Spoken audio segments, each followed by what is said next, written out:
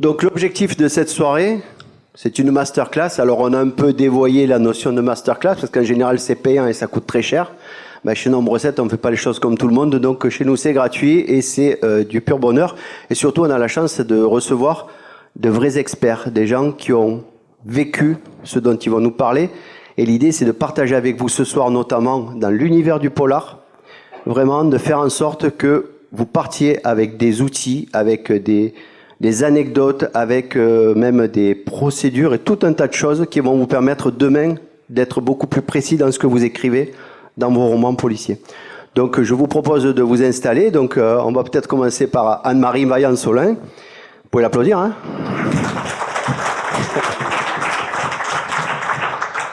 Anne-Marie qui va se présenter dans quelques minutes. Laurent Boismenu, si vous voulez venir. Voilà. Juan Carlos.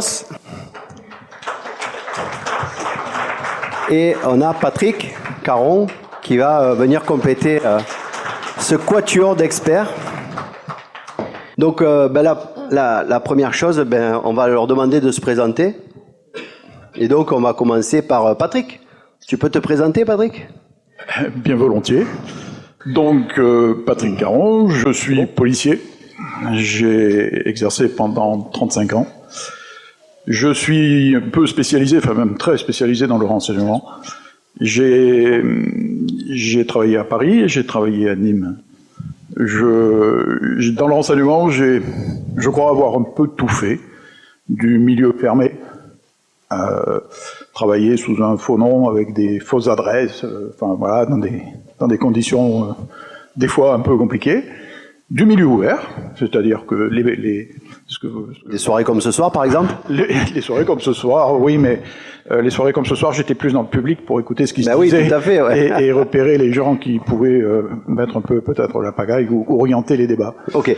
Alors, Patrick, on va faire la présentation et on rentrera un peu dans le détail. Merci beaucoup. On peut l'applaudir. Hein. Vous savez, moi, je vais vous demander d'applaudir tout le temps, hein, donc il va falloir prendre le réflexe. Hein. N'est-ce pas, jeune homme, au premier rang, là? Tu es venu avec tes parents? Oui, sur le fond. Bon, ça marche. Alors, sois sage, hein, sinon je les appelle. Allez, alors, Juanito, à toi? Martinez Juan Carlos. Alors, excusez-moi, son surnom, c'est Juanito. Alias Juanito. Si ça m'échappe, ne m'en veuillez pas. Parfait. Je suis un ancien policier. Moi, j'ai plutôt travaillé dans la BAC pendant pas mal d'années, et ensuite en brigade de stupéfiants. Après avoir fait Paris et Marseille dans d'autres corps. Mais je me suis surtout spécialisé en brigade de stup. Voilà. Ça a été une passion, et puis on en parlera ultérieurement. Ok, merci. Ah, c'est bien, ça vient. Merci pour la claque là-bas, super. Laurent, à vous? Allez. Bonjour, donc Laurent Boismenu, médecin légiste à Montpellier, j'en suis désolé, c'est comme ça. Donc depuis 30 ans, ancien urgentiste et puis responsable de l'unité de thanatologie. Alors thanatologie, c'est la morgue. Donc l'unité de thanatologie du CHU de Montpellier. Merci Laurent. Et Anne-Marie donc? Alors moi je suis Anne-Marie Vaillant, donc je suis Vaillant-Solins. Je suis psychologue, clinicienne, j'exerce en libéral. J'ai exercé dans un premier temps dans le Var, à Toulon. Donc quand j'ai été experte dans le Var, c'était près de la cour d'appel d'Aix-en-Provence. Et puis je suis venue m'installer à Montpellier il y a plus d'une dizaine d'années. Et je continue mon exercice de psychologue et je suis expert près de la cour d'appel de Montpellier. Voilà. Merci, voilà. Et après on va rentrer un peu dans le détail. Ok. D'accord. Donc en fait, chacun à un stade particulièrement, vous pouvez avoir à intervenir dans le cadre de votre fonction. Peut-être qu'on peut démarrer déjà dans une fonction qui va faire qu'on va détecter un comportement ou une situation qui peut être mise en exergue par un travail du renseignement. Tu peux nous expliquer un petit peu comment ça peut se passer? Alors par exemple, allez, je vais reposer ma question parce que j'ai pas été très précis. Je démarre, il faut que je me chauffe un peu. Hein. Moi, vous m'applaudissez pas, hein. Ne m'applaudissez pas, c'est pas la peine. Hein. Ah, ben voilà, merci. Donc, est-ce que dans le renseignement, on peut démarrer une enquête sur une présomption ou est-ce que ça doit être forcément sur une injonction, un ordre ou voilà, est-ce que ça peut démarrer comme un flag par exemple ou un truc comme ça? Ça démarre sur n'importe quel motif, à n'importe quel moment, sans aucun ordre, sans aucune injonction, sans rien du tout. Il suffit que je sois là, ce soir, et que je repère quelqu'un qui, par des attitudes un peu particulières ou dans ses propos un peu véhéments ou autres, alors bien sûr pas dans tous les domaines, s'il nous parle du sport, ça va pas vraiment m'intéresser, mais dans des sujets qui sont peut-être sensibles ou autres, on peut dès ce soir commencer à travailler sur cette personne. Dès ce soir. Un livre qui paraît ou un article de journal qui cite quelqu'un, on peut commencer à démarrer. Nous, les services de renseignement n'ont pas de cadre comme les ont mes collègues de sécurité publique ou de PJ. Nous, quelqu'un nous attire, on travaille dessus, peut-être pour rien, peut-être pour quelque chose, et dès qu'on peut judiciariser ou autre, eh bien on transmet des dossiers, on transmet des raisons de travailler à nos collègues qui eux vont avoir des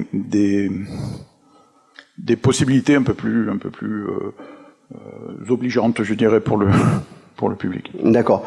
Par exemple, Juan Carlos, est-ce que tu as déjà travaillé, est-ce que tu as déjà été sur des affaires où tu as eu où le relais est passé des renseignements auprès de toi?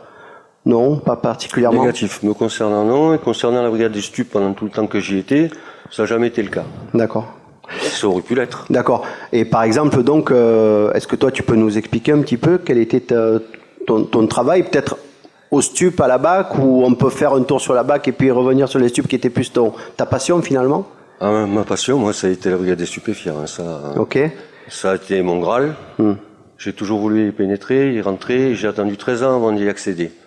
Donc ça a été vraiment ma passion professionnelle. Ensuite, pour ce qui est de la brigade anticriminalité, en fait, moi je fonctionne beaucoup à coup d'image. Donc je vais vous transmettre une image. Ce sont les urgentistes, ces collègues de la police. Ils interviennent que sur du flag, que ce soit en termes de délit ou en termes de crime. On appelle la police parce qu'il se passe telle chose à tel endroit. Si ça dépend d'un délit ou d'un crime, admettons un cambriolage, la BAC intervient. Nous, dans la profession, on appelle ça du saute-dessus. C'est-à-dire que ce ne sont pas des gens qui ont pour vocation de mener des enquêtes, mais ils seront toujours là en cas d'urgence. D'où le terme urgentiste que j'ai utilisé tout à l'heure. Voilà. Si on a besoin de quelqu'un en urgence, on va faire intervenir un véhicule de la BAC. Parce que le véhicule de la BAC, déjà, bon, les policiers sont en civil, donc ils passent inaperçus. Ils se transportent sur les lieux très rapidement parce qu'ils ont des véhicules qui sont adaptés pour ça. Donc ce sont vraiment des gens qui seront là dans l'urgence. Et qui après pourront assister éventuellement des services d'enquête comme nous, enfin moi j'y suis plus maintenant, mais comme c'était le cas à la brigade des stupéfiants, ou une autre brigade, la brigade criminelle, les mineurs, les mœurs, n'importe quel corps de service de police, pour être là en assistance. Mais ce sont des gens qui ont pour priorité d'intervenir en urgence. C'est l'urgence. Ça peut être aussi la PS de la tenue civile. La police secours, pardon. Parce que là, je vais parler beaucoup sous forme d'abréviation parfois. Voilà. Donc ça, la BAC, c'est ça. Bon, ce sont des gardiens de la paix qui émanent tous, qui sortent tous de la tenue. Hein. Moi, j'y suis passé, je viens de la tenue. Et que quand j'ai accédé à la BAC, ben j'ai quitté l'uniforme pour intégrer la tenue civile. Mais avec en tête l'idée toujours d'arriver à atteindre mon but, à savoir une brigade des stupes. Et de travailler à plein temps dans une brigade de stupéfiants. Ok, merci. Voilà. Et donc, au stup, comment ça se passe? Alors, il y a certaines choses qu'on peut dire, et il y en a d'autres qu'on ne peut pas dire. Donc, on va parler que des choses qu'on peut dire. Donc, je vais me limiter de ce qu'on peut dire. Ou pas. Laurent Boisvenu, languit de prendre la parole. Alors, la brigade des stupéfiants, c'est un service qui est très particulier.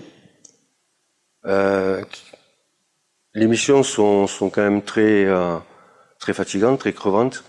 Il y a beaucoup de surveillance, beaucoup de planques, beaucoup de filatures, pardon, beaucoup de travail dans l'ombre. Et c'est un d'écoute, oui, bien entendu, d'écoute téléphonique. Et c'est un travail qui est vraiment très spécial. C'est glauque. Le milieu auquel sont confrontés les fonctionnaires qui travaillent dans une brigade de stup, c'est vraiment un milieu qui est très noir, hein, qui est très sombre. Hein. Donc c'est très difficile. Il faut avoir un mental il faut être quand même assez costaud. Physiquement, c'est pas nécessaire, parce que regardez, moi je suis une arbalète, et j'ai fait quand même pas mal de temps en brigade de stupéfiants, mais le mental doit être fort.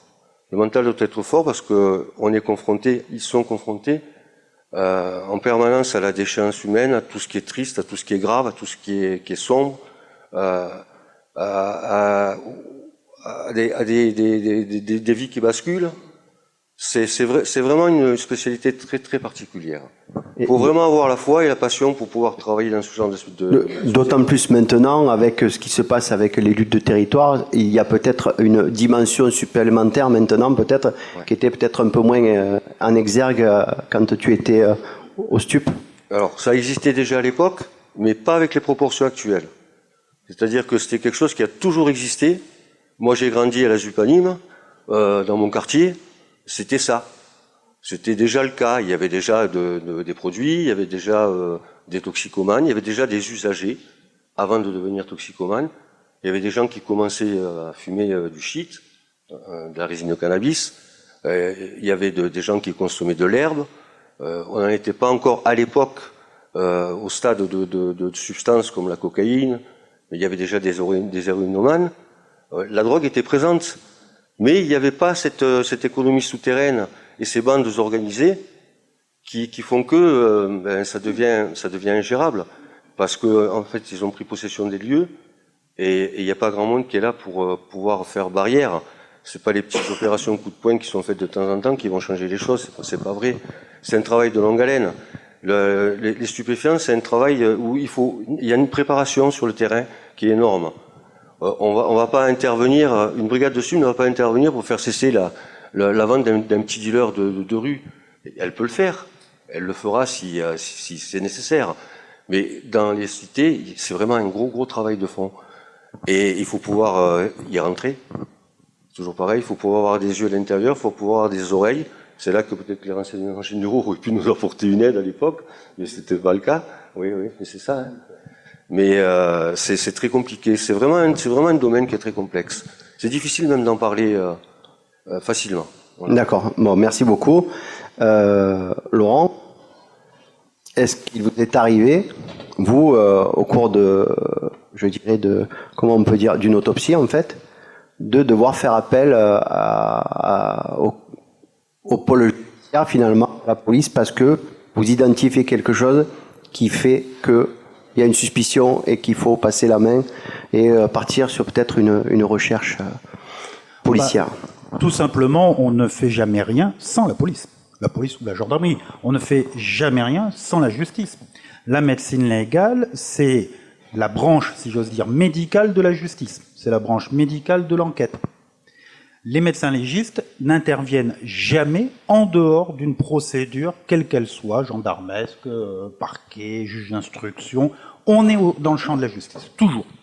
Donc ça veut dire que on est d'accord, pour qu'il y ait une autopsie qui soit pratiquée sur un corps, c'est obligatoirement passer par une voie judiciaire. Pour une famille qui a envie de savoir ce qui s'est passé, elle est obligée de passer par la voie judiciaire. Alors, il y a des fois où on braconne.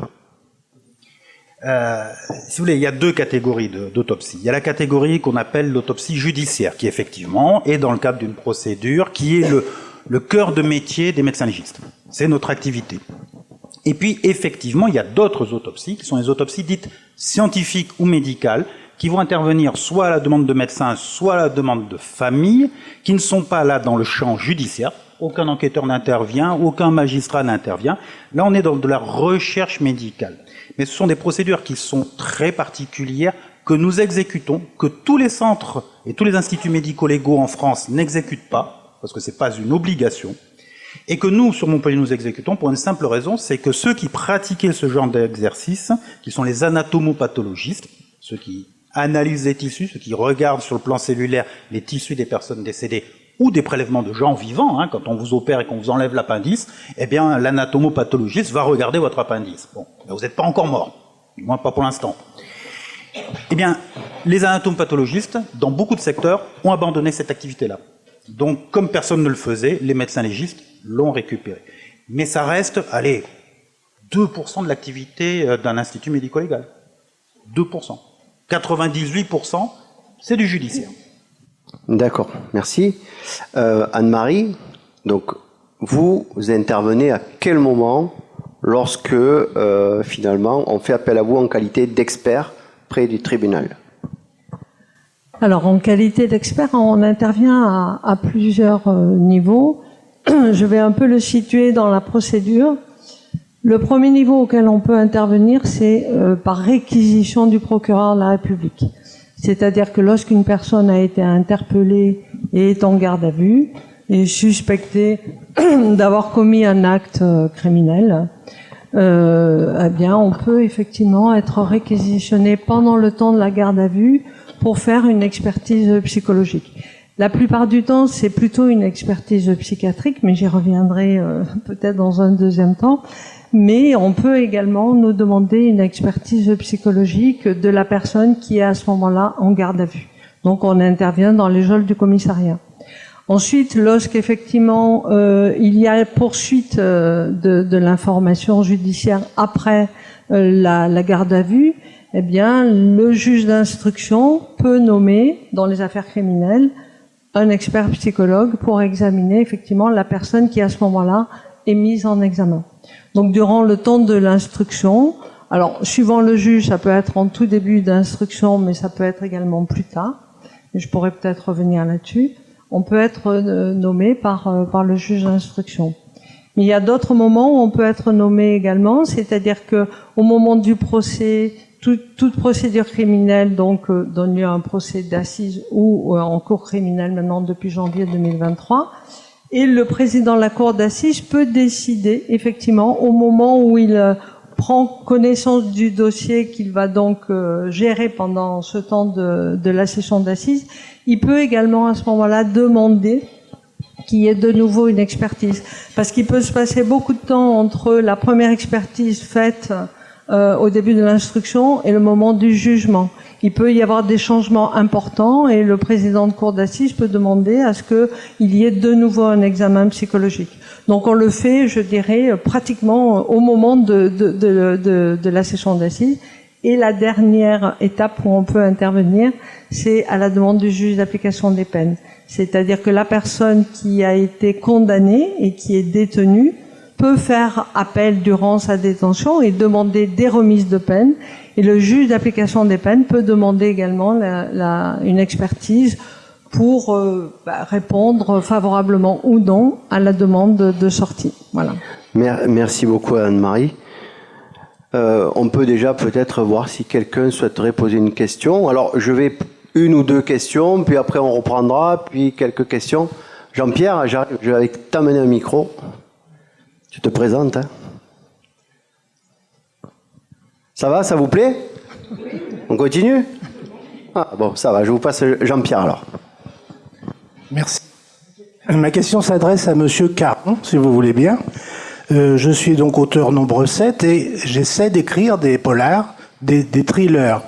Pour ce faire, je me rends sur des sites internet qui vont forcément chercher des renseignements, par exemple les armes, par exemple, en allant beaucoup plus loin, un de mes héros, de mes personnages a cours avec la pédophilie. Enfin, vous voyez jusqu'où on peut aller, enfin vous le savez, en écrivant. Je voudrais savoir si les renseignements généraux, d'une manière ou d'une autre, peuvent se rendre compte de mon parcours sur Internet et se poser des questions à mon sujet. Merci. Eh ben bravo.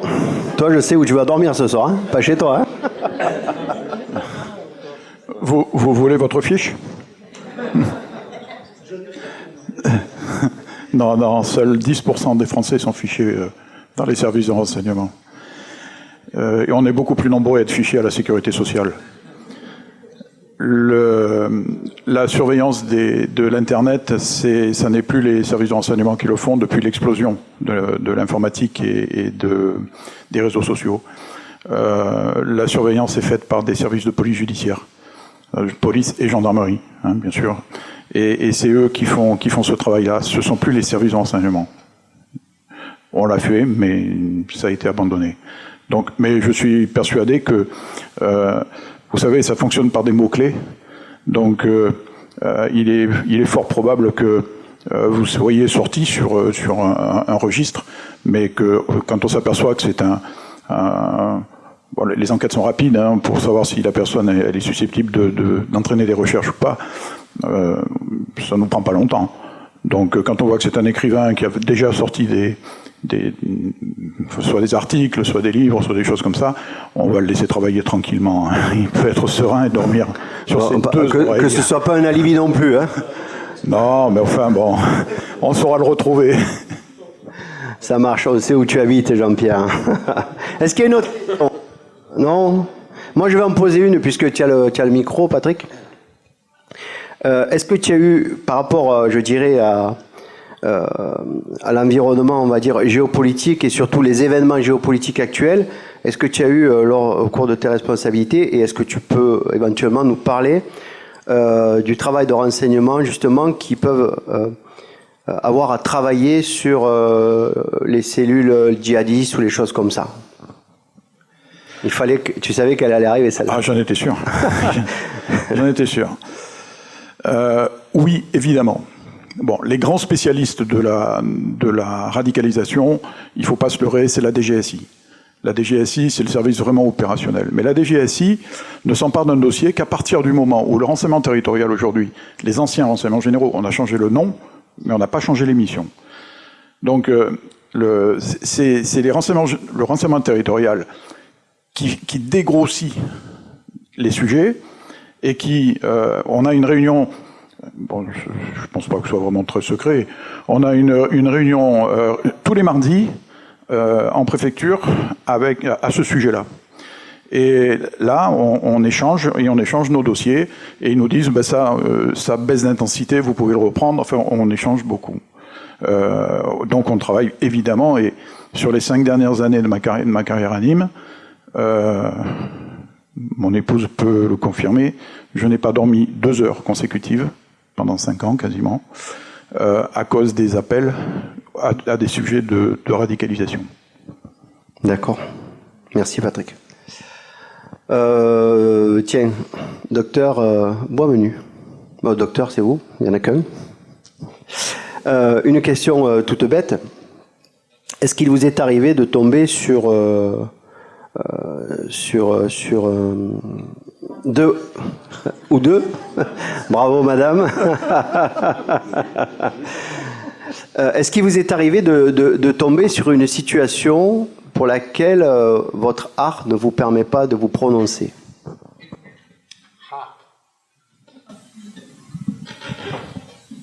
Alors, Les autres oui, mais pas toi. oui, non, mais ça, moi, je le sais. Non, de façon générale, c'est peut-être plus simple sans micro. Hein. De façon générale, je me bats quand les magistrats et même les enquêteurs disent « la science va parler ».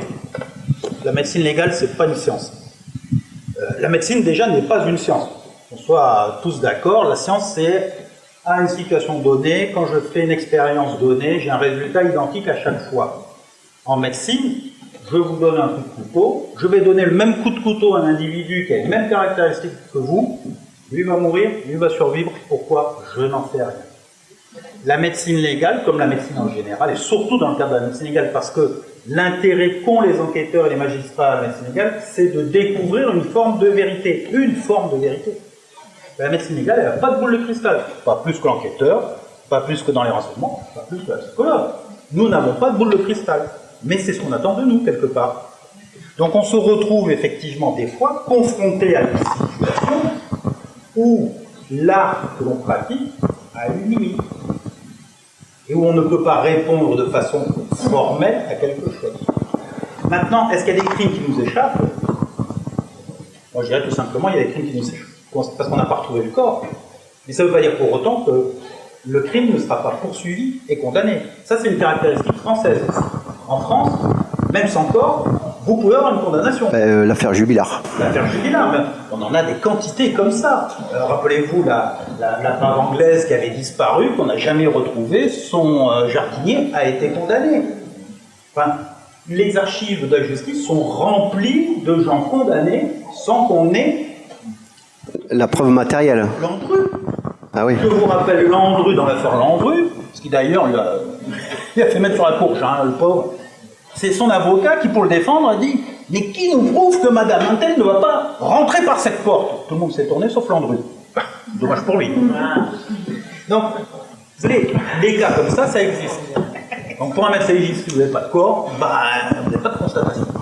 Okay. Les anglo-saxons, c'est pas pareil. Pas de corps, pas de délit. Donc, pas de bras, pas de chocolat. Tout à fait. Ok, bon.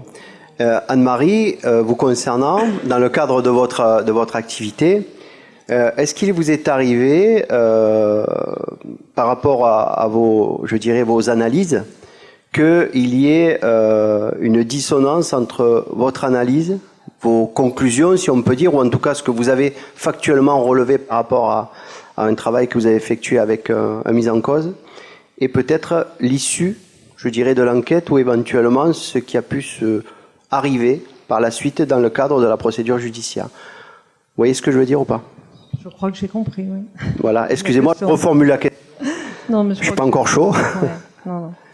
Alors, nous, on intervient effectivement. Alors, je vais prendre quand même la situation la plus courante, c'est-à-dire au niveau de l'instruction, parce qu'en réquisition, effectivement, c'est une expertise très très brève. Au niveau de l'instruction, donc, on intervient pour apporter un éclairage. Alors, effectivement, l'éclairage, ça veut dire que on va contribuer, d'ailleurs ce qui nous est demandé, c'est de relater les éléments de personnalité de la personne qui est mise en examen, d'expliquer sa trajectoire personnelle, son parcours, et éventuellement, si la personne reconnaît les faits, de le mettre en relation, le contexte, l'historique, avec le passage à l'acte à caractère criminel, de déterminer effectivement quels sont les facteurs qui ont pu y contribuer, hein, donc essayer d'apporter une hypothèse dans le passage à l'acte, et puis d'évoquer les éléments effectivement de réinsertion possible, et si cela nécessite un suivi socio-judiciaire ou pas. Donc en fait, nous, ce qu'on nous demande, c'est un éclairage, hein. Donc on apporte l'éclairage, mais en aucune façon on intervient du côté de la vérité et du côté des faits. C'est pas notre souci d'ailleurs. D'accord, c'est un peu un état des lieux.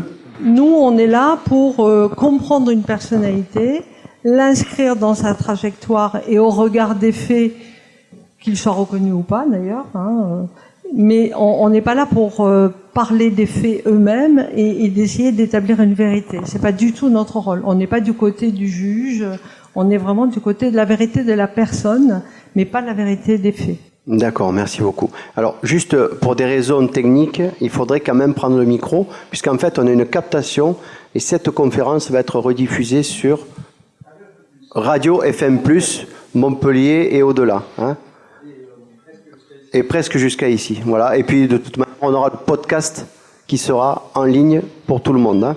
Voilà. Donc, si vous voulez prendre le micro, ce serait parfait. Et le passer à Juan Carlos. Merci. Et le mettre pas trop loin de la bouche. Voilà, c'est parfait. Donc, Juan Carlos, est-ce que tu pourrais nous parler peut-être d'une journée ou d'une semaine ou d'une enquête type stup? Peut-être. Eh bien, vas-y, on t'écoute. Merci. Ben, tout dépend si c'est du flagrant délit, tout dépend si c'est du préliminaire. Enfin, nous... c'est toi qui choisis. Alors, l'idéal pour un enquêteur en termes de stupéfiants, en matière de stup, c'est de partir du renseignement. Partir du renseignement qui a été communiqué par ce que nous on appelle dans notre métier un tonton, une balance, ou quelqu'un qui donne un indicateur par exemple, quelqu'un qui communique des informations. Et de remonter. Ça c'est C'est ce qu'aime l'enquêteur en brigade de stup. Il aime partir du renseignement, avoir à découvrir qui fait partie, d'abord si c'est réel, la confirmation. Il faut qu'on sache si effectivement le renseignement est bon ou s'il n'est pas bon. Donc ça nécessite pas mal de recherche, ça nécessite des transports, ça nécessite des endroits où sont supposés se dérouler les faits, de se rendre sur place. Il faut identifier les individus. C'est tout un travail en amont qui est extraordinaire. Moi, c'est ce que j'ai beaucoup aimé. Jusqu'au moment où il y a des interpellations des individus. Mais avant, il y a la constatation des faits, c'est-à-dire est-ce qu'on a réellement affaire à un trafic? Il faut le savoir. Est-ce qu'il y a des ventes qui ont lieu sur la voie publique? Donc tout ça, ça nécessite des observations, ça nécessite des planques, ça nécessite des films, du film, de la photographie, et ça prend énormément de temps. C'est ce travail-là en amont qui, honnêtement, moi, m'a toujours beaucoup plu le plus. Jusqu'au moment où on a la certitude que, effectivement, on a bien affaire à un trafic de stupéfiants. Le trafic de stupéfiants, c'est une session. Hein. Enfin, ce sont des sessions. Après, ça peut être un trafic beaucoup plus important en fonction de la quantité, bien entendu. Mais on part toujours de détention, de session, et pour partir de tout ça, à la base, il faut avoir des usagers. Et c'est par les usagers, le 3/4 du temps, qu'on arrive à remonter les maillons. Voilà, parce qu'il faut qu'on constate que, effectivement, à tel endroit, il se passe telle chose. Donc, des ventes de produits sur la voie publique, ça peut être dans un appartement, ça peut être dans d'autres endroits, ou un trafic à plus haute échelle, mais là, c'est encore différent.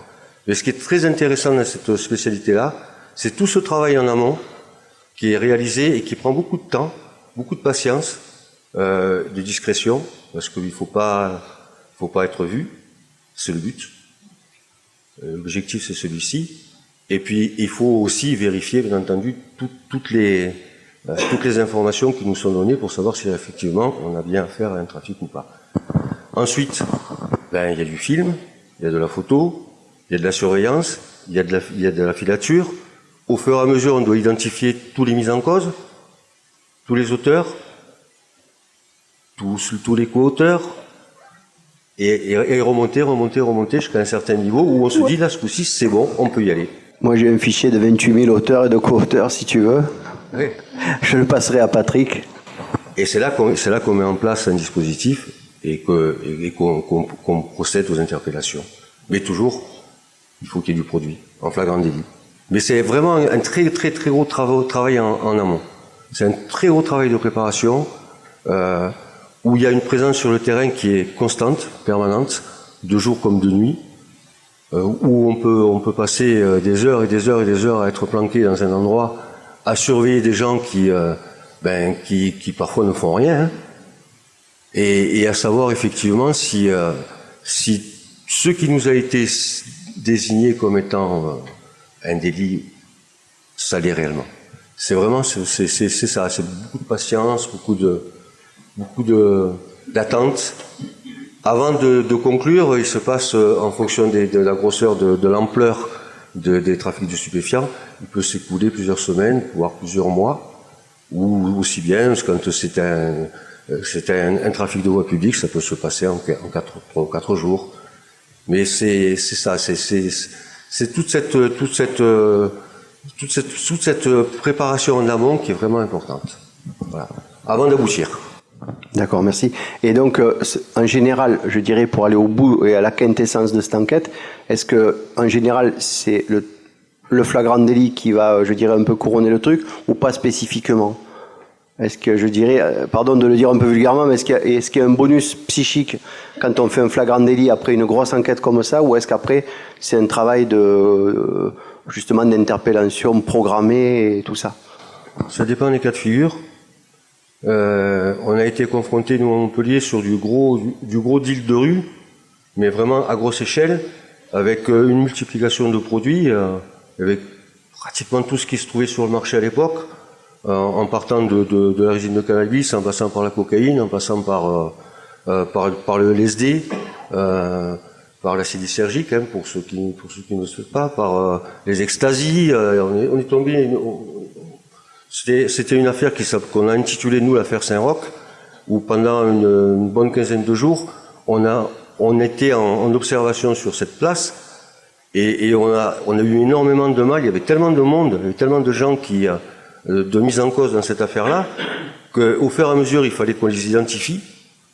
Donc ça a pris énormément de temps et on assistait à des ventes sans pouvoir ce que nous on appelle casser.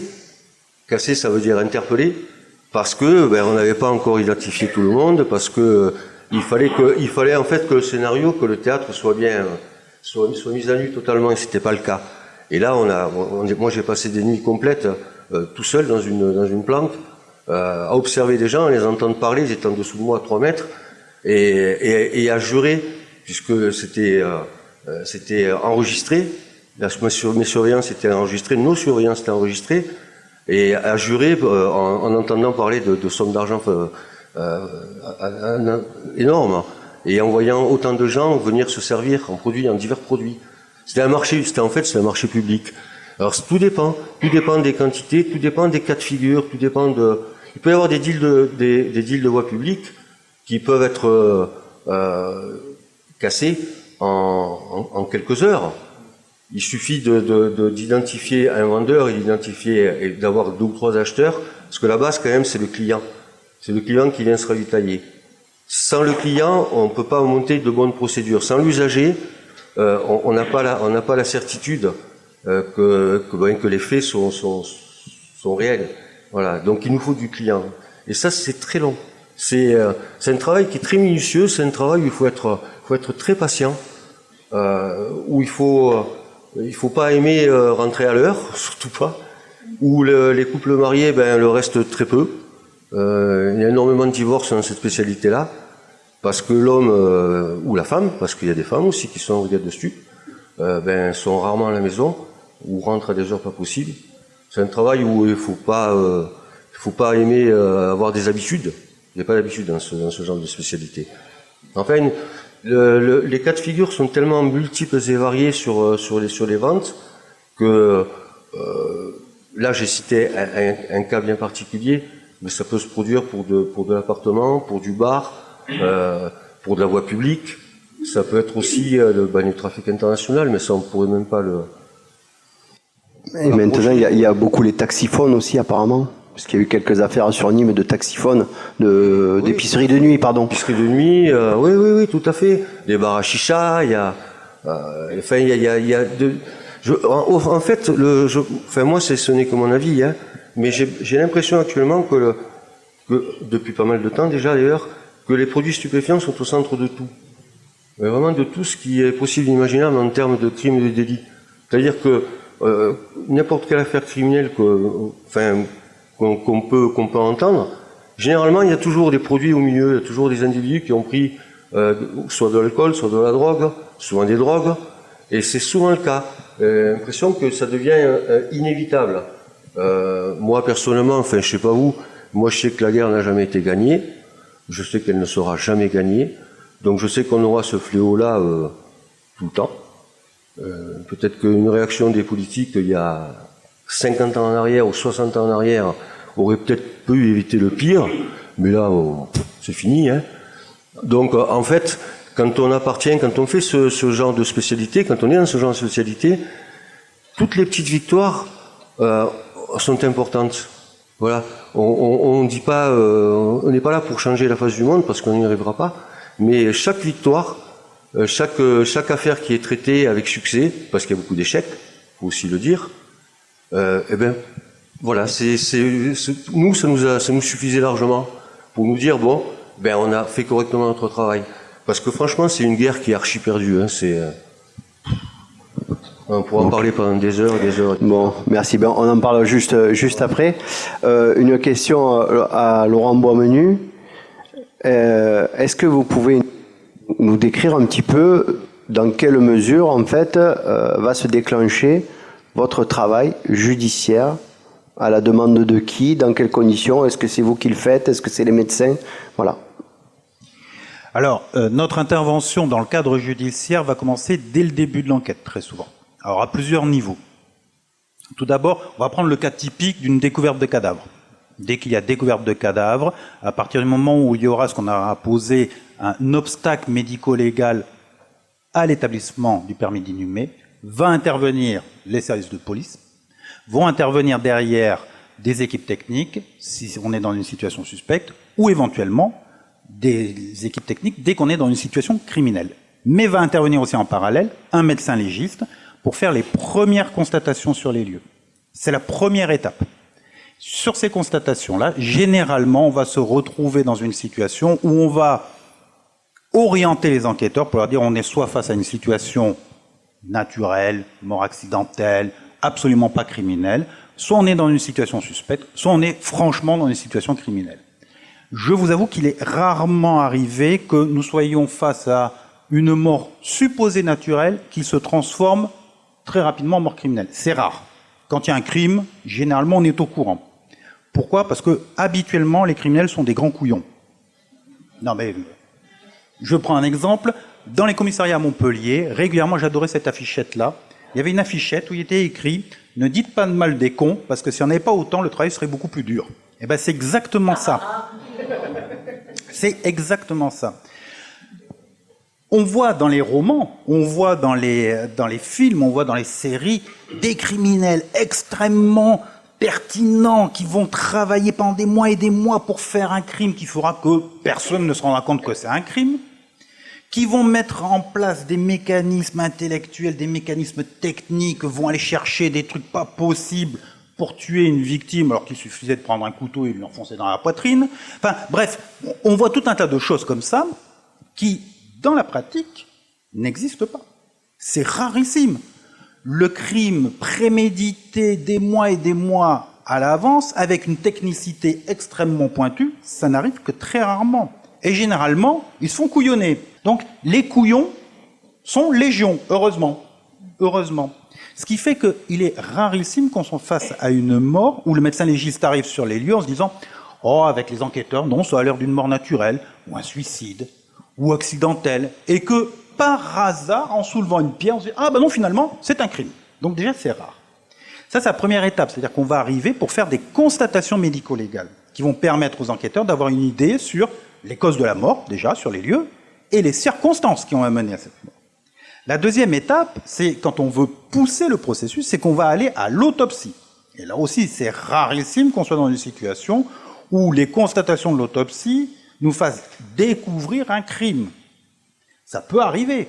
On est face à un suicide, eh bien, on va mettre en évidence des fois au cours de l'autopsie des petites anomalies qui vont faire dire « Ah, là, dans ce cas-là, même si tout mime le suicide, il y a des anomalies qui nous font dire que ce n'est pas possible que ça soit un suicide. » Mais nous, on ne dira pas que c'est un crime. Les avocats nous reprocheraient de faire du droit. Dire que c'est un homicide, c'est du droit. C'est les juges qui disent que c'est un homicide. Nous, on va dire aux magistrats, le suicide n'est pas possible, pour telle raison, telle autre raison. Et après, à vous de bosser. Nous, on a fini.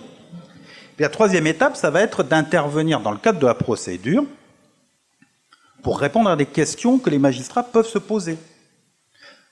L'auteur de l'agression, le suspect, le mis en examen, nous dit qui a fait ceci. Et que donc, c'est pas possible qu'il ait tué sa femme, ou qu'il ait tué son ami, ou que, finalement, il ne l'a pas tué puisqu'il a fait un malaise. Est-ce que c'est possible, docteur? Au regard des éléments qu'on a, on va répondre aux questions du magistrat pour lui permettre de confronter les déclarations d'un mis en examen, d'un témoin ou d'une autre personne, dans le cadre de la procédure, pour pouvoir faire, tenter de faire émerger une certaine forme de vérité sur le plan médical. Comme les autres experts, les psychologues vont apporter une touche sur la personnalité de l'individu. Comme les psychiatres vont vous dire, cette personne n'a pas ou a des troubles psychiatriques. Comme les experts techniques vont vous dire, ce projectile a bien été tiré par telle arme. Donc on va participer à ce cheminement pour essayer de faire émerger une forme de vérité. Et la dernière étape, c'est au tribunal, devant la cour. On va venir exposer nos conclusions. Et il faut bien considérer quand même une chose. La cour d'assises, tu y es passé devant, je pense? Non? Oh là! C'est un scandale. Ouais, bien sûr. C'est un grand théâtre. Chacun joue son rôle. Il faut bien comprendre ça. La cour d'assises, c'est une grande salle de théâtre. Il y a les magistrats, il y a les avocats. Alors, il faut savoir que les avocats, ils peuvent s'engueuler entre eux. Ils vont se pourrir de façon absolue. Et puis quand ils ont fini, alors Robert, ta femme elle va bien, tu viens manger demain à la maison? C'est ça, c'est ça. C'est exactement ça. Mais chacun joue son rôle. Alors quand je dis joue son rôle, c'est pas péjoratif. Chacun presque, je dirais plus exactement, tient son rôle. Et à la barre, on va donc déposer, on va apporter les éléments. Et très souvent, dans le rôle de l'expert, quand il va intervenir, quelle que soit sa spécialité, on se rend compte que les jurés, les magistrats, les avocats, ils ont besoin de punchline. Ils ont besoin de trucs qui marquent. Vous faites basculer des fois un procès sur ça. Et il y a des fois où vous dites, tiens, là, rien que ça, cette phrase-là, ces mots-là, le gars, il vient de prendre 50 plus. Et vous le savez, vous le voyez. On s'amuse même des fois entre experts, ou avec des enquêteurs, on est dans la salle, on regarde. 10 ans ou 12 ans? 12 ans. Et c'est 12 ans à la fin. C'est la réalité de la chose. Donc on intervient à ces 3 niveaux. J'espère que j'ai répondu à la question. Ah ben oui, tout à fait. Alors, moi, on a une question là-bas. Je vais faire le tour. Ah, vous êtes sage, hein? Vous faites pas de bruit? C'est passionnant, hein? Merci. Bonsoir. Bon, je me présente, je m'appelle Marc Frémont. Donc je viens de rejoindre les éditions, vos éditions depuis très peu de temps, voilà, Nombre 7 depuis très peu de temps. Je voulais poser une question, je ne sais pas qui aura envie de répondre. Moi, ce qui m'interpelle, c'est que surtout quand on voit via la télé et les médias tous les progrès que vous faites grâce à l'ADN. Et la question que je voulais poser à l'un ou à l'autre d'entre vous, c'est est-ce que avant qu'on utilise l'ADN, disons beaucoup, est-ce que vous avez eu la sensation un jour ou à d'autres affaires de rater un suspect, enfin de dire voilà, si j'avais eu cette preuve, j'aurais pu peut-être le coincer. Voilà. Merci, Monsieur Frémont. Donc, je reformule. Donc, est-ce que avant, hein? Ouais, j'ai compris la question. D'accord. Je pense que je suis pas. Non, c'est pas pour toi, c'est pour que. Ouais, pas visiter. Est-ce que avant les progrès technologiques, qui aujourd'hui vous assurent une meilleure taux de comment dire pas de réussite, mais de résolution. De résolution. Est-ce qu'il vous est arrivé a posteriori de dire, ben tiens, si on avait eu ces éléments-là, ces outils-là, on aurait pu confondre quelqu'un pour lequel on avait l'intime conviction qu'il pouvait être impliqué de façon coupable? Alors, effectivement, la révolution technique et technologique a amélioré la résolution des affaires. Ça, c'est une évidence. C'est une évidence. On a un cas, d'ailleurs, à Montpellier, je suis désolé, hein, d'un des premiers crimes cold case résolus par ADN, rétrospectivement. Une histoire d'un homicide avec viol. Dans les années 92, hein, l'affaire 92-93, qui a été résolue 10 ans plus tard. 10 ans plus tard. Mais parce que l'ADN, entre-temps, est arrivé. Donc, effectivement, ça a amélioré les choses. Mais comme toute technique, il y a des failles. C'est-à-dire qu'on ne fait pas dire à la technique la vérité. Un résultat technologique, par exemple l'ADN, nous donne une explication, mais il ne résout pas l'affaire.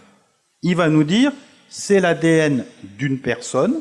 Si j'ai la chance de pouvoir le comparer avec quelqu'un d'autre, donc de l'identifier, c'est l'ADN d'un tel, mais ça me dit quoi? Ça me dit tout simplement qu'il est passé par là, qu'éventuellement il y a eu du transfert. Mais ça ne veut pas dire que c'est le criminel. Tu as eu l'affaire du grêlé? Voilà, l'affaire du grêlé. Il y a même une autre affaire qui est encore plus amusante, si on peut dire. C'est où on se basait sur l'ADN, on accusait et on condamnait un innocent.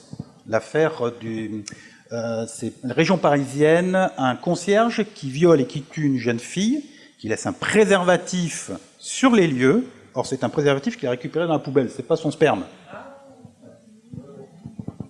Donc, lui, c'était pas la moitié d'un con. Hein. Et comme les enquêteurs font toujours le voisinage, eh bien, le type s'est retrouvé en garde à vue. Heureusement qu'il avait un alibi absolu qui a permis de dire que non, il ne pouvait pas avoir tué sa voisine. Sinon, il était bon. On lui disait, monsieur, c'est votre ADN, vous êtes cuit. Et là, allez le défendre devant la cour d'assises. C'est fini, c'est terminé. Surtout que quand on dit la science a parlé, la porte elle est fermée, on ne discute plus. Hein. C'est terminé. Donc, La technologie, c'est comme toute chose. On dit bien, science sans conscience n'est que ruine de l'âme. C'est exactement ça. La technologie évolue, elle améliore les choses, elle permet de résoudre des affaires, elle facilite la résolution de certaines affaires, mais ce n'est pas pour autant qu'on ne doit pas garder un esprit critique sur les résultats de la technologie. Merci. Une autre question? Allez. Monsieur a demandé, puis après, c'est d'accord? Oui, bonsoir, Christian Gastou. Alors moi, j'écris pas encore de polar, mais ça pourrait venir. Une question peut-être pour Madame psychologue. Au regard de ce qui vient d'être dit justement, notamment par le médecin légiste, est-ce qu'il vous est arrivé, vous, justement, d'avoir une affaire où les preuves, pour y en avoir d'autres, où les preuves seraient plus ou moins accablantes ou apporteraient des éléments en faveur d'une thèse, et où vous, en tant que psychologue, en rencontrant les personnes et en étudiant justement leur profil, en discutant avec elles, vous pourriez vous dire c'est pas possible, ou apporter un doute sérieux sur justement les preuves un peu plus scientifiques. Alors, moi en tant que psychologue, effectivement, ce que je donne, c'est un avis technique. C'est-à-dire que ce qu'on me demande, c'est les éléments de personnalité, bon, ce que je vous ai expliqué tout à l'heure. Si il peut y avoir, je fais le parallèle avec ce qu'il vient de dire au niveau ADN. En fait, on peut très bien avoir une personnalité qui présente toutes les caractéristiques finalement d'une personne qui peut avoir un passage à l'acte violent et qui pour autant n'a pas du tout commis les actes qui lui sont reprochés. Et de la même façon, il peut y avoir une personne qui a qui présente des caractéristiques de personnalité qui ne le poussent pas forcément à l'impulsivité ou à des comportements violents de façon, habituelle, et qui a pu commettre effectivement les actes. Donc nous, on intervient effectivement en termes, moi je dis d'avis technique, et effectivement l'éclairage qu'on donne, par moment, il va peut-être renforcer une hypothèse ou pas. En tout cas, notre rôle, il n'est pas du tout du côté de la vérité des faits. Et ça, je pense que c'est important, et vous l'avez souligné. Et le fait qu'on apporte un éclairage, c'est un éclairage au regard de notre point de vue. Pour autant, qu'est-ce qu'il en est des faits? C'est quand même à l'enquête d'apporter la preuve de la matérialité des faits. Et nous, on est là pour éclairer quelque chose. Voilà. Donc, alors, je veux juste rebondir un tout petit peu sur ce que vous avez dit tout à l'heure sur les cons qui finalement facilitaient la tâche aux enquêteurs. Moi, je le dirais pas tout à fait comme ça, mais je vais un peu dans ce sens-là. C'est-à-dire qu'effectivement, tout ce qui est criminel, c'est ce pourquoi on est quand même le plus nommé, ce qui va donner lieu à un procès d'assises, ce sont des viols, des meurtres, des assassinats, des actes de torture et barbarie, des vols avec armes, bon, voilà. La plupart du temps, ce sont quand même des viols, assassinats ou meurtres. Donc, en fait, pourquoi effectivement les personnes peut-être se font prendre aussi facilement, comme vous l'avez souligné, c'est parce que c'est très rarement prémédité. Effectivement, il peut y avoir des assassinats. La différence entre assassinat et meurtre, c'est la préméditation. Il y a très peu d'assassinats par rapport au meurtre. Et quand il y en a, c'est vrai que c'est quand même des choses qui sont plutôt de l'ordre du bricolage que véritablement quelque chose de très très bien pensé et organisé.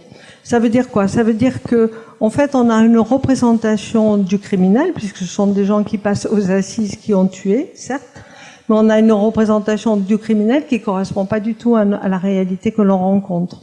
Et le criminel que l'on rencontre, c'est quand même la plupart du temps des gens tout à fait ordinaires, qui présentent pas de caractéristiques, de pathologie particulière, mais qui ont des vécus très souvent chaotiques, qui ont eu effectivement des épreuves dans leur vie qui n'ont pas été dépassées, qui n'ont pas été sublimées, qui se sont accumulées.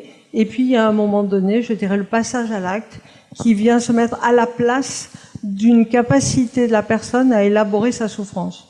Donc, en fait, on est dans quelque chose qui est très pulsionnel, impulsif.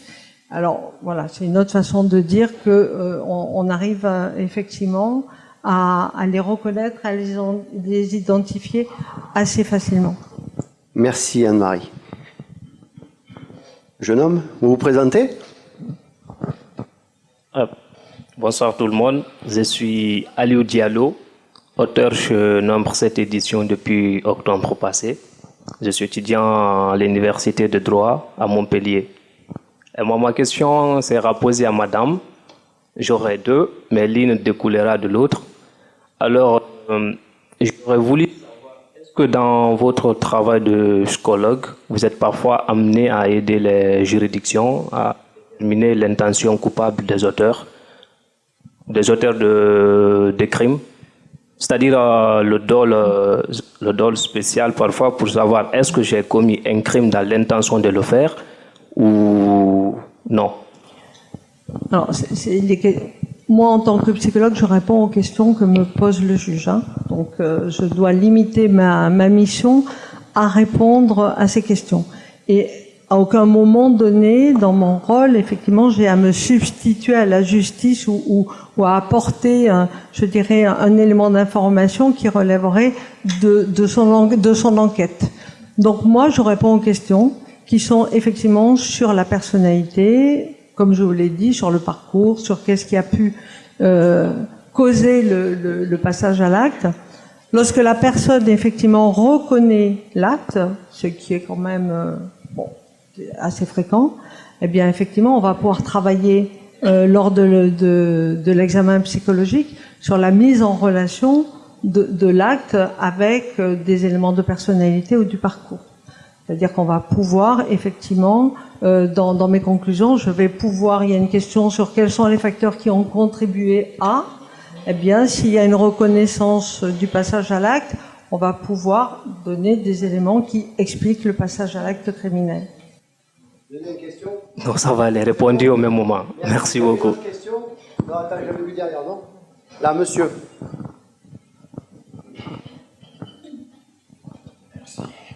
Bonjour, monsieur Martinez. Oui, je suis Jean-Yves Moine, je suis un auteur de Nombre 7.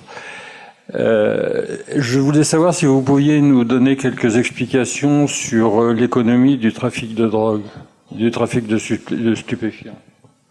Merci, monsieur Boin. Tu nous fais bilan et perspective à 5 ans?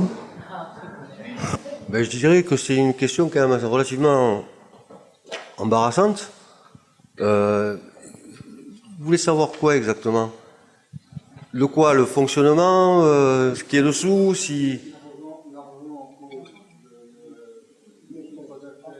Où ça va? Ah ouais, mais ça dépend. Ce que je voulais savoir, c'était l'argent qui était en cause, le chiffre d'affaires, combien sont payés les trafiquants, combien coûte un kilo d'héroïne ou de cocaïne, combien ça coûte au départ, combien ça coûte à l'arrivée, qui gagne de l'argent et combien? Alors déjà, il faut parler d'ampleur de trafic ou pas. Hein. Comme je disais tout à l'heure, il y a différentes formes de transactions sur la voie publique, enfin de trafic de stupéfiants. Ça peut partir de la transaction sur une voie publique où il y a très peu d'argent en cause. Après, pour ce qui est des cités, des banlieues, c'est ce que vous voulez savoir. Là, on est dans la bande organisée, à la limite du crime organisé. Il y a peu d'écart entre les deux. C'est toute une économie souterraine. Cet argent-là, tout dépend comment fonctionne le dealer. J'ai jamais été dealer, mais par contre, j'en ai côtoyé pas mal. Tout dépend de quelle manière lui il fait venir la matière, les substances. Est-ce qu'il les paye? Est-ce qu'on lui avance?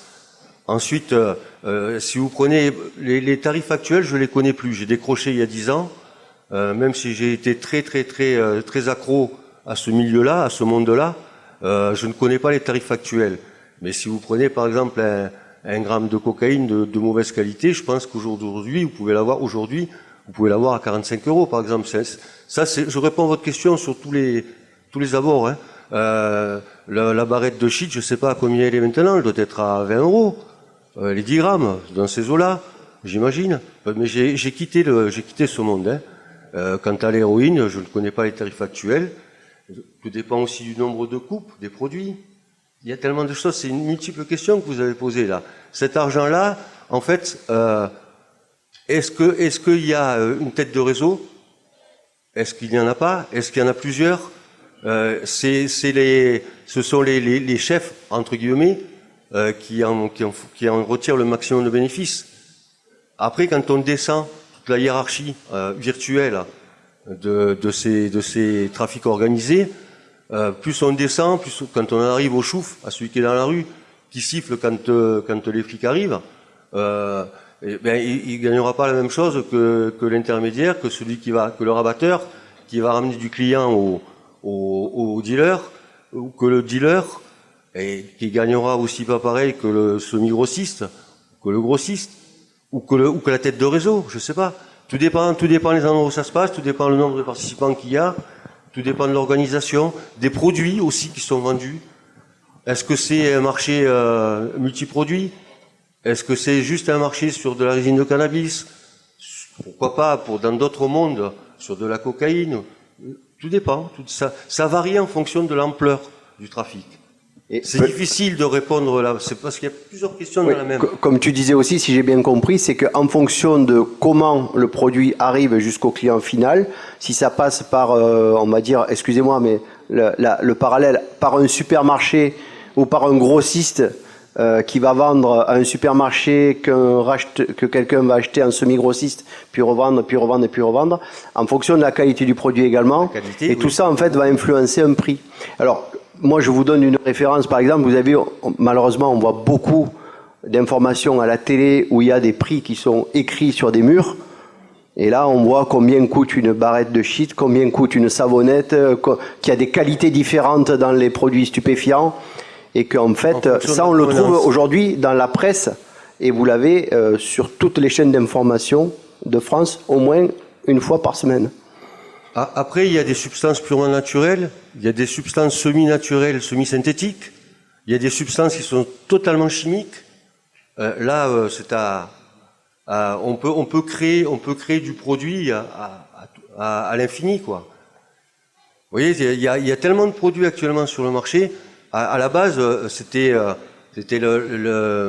résine de cannabis, enfin le cannabis, l'opium, enfin le pavot. Et c'était la feuille de coca. Et les trois. C'était la base. Après, on a créé des sous-produits qui ont fait d'autres. C'est compliqué comme. Mais à l'origine, c'est ça. À l'origine, on parle de 3 substances naturelles. Après, l'homme a créé. L'homme a inventé. Merci, Juan Carlos. Alors, une seconde, j'ai une question là.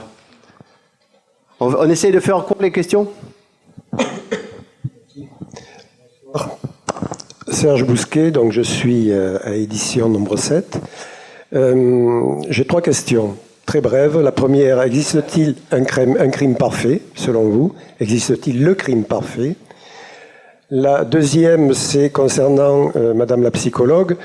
Pour quelles raisons, parfois, on a également un psychiatre qui intervient? Et enfin, pour le docteur Boismenu, à quel moment considère-t-on qu'un cadavre a atteint la rigidité cadavérique? Et ça, c'est d'ordre pratico-pratique. Merci Serge. Je pense qu'on peut commencer par le crime parfait et la raideur cadavérique. Le crime parfait existe-t-il, docteur Boismenu? À partir du moment où vous ne trouvez pas le corps, oui. En France. En France. Non, enfin, en France, non, parce que vous pouvez être condamné, mais on n'a pas pu démontrer votre crime. Aux États-Unis, s'il n'y a pas de corps, là, c'est le crime parfait, parce que vous ne serez jamais condamné.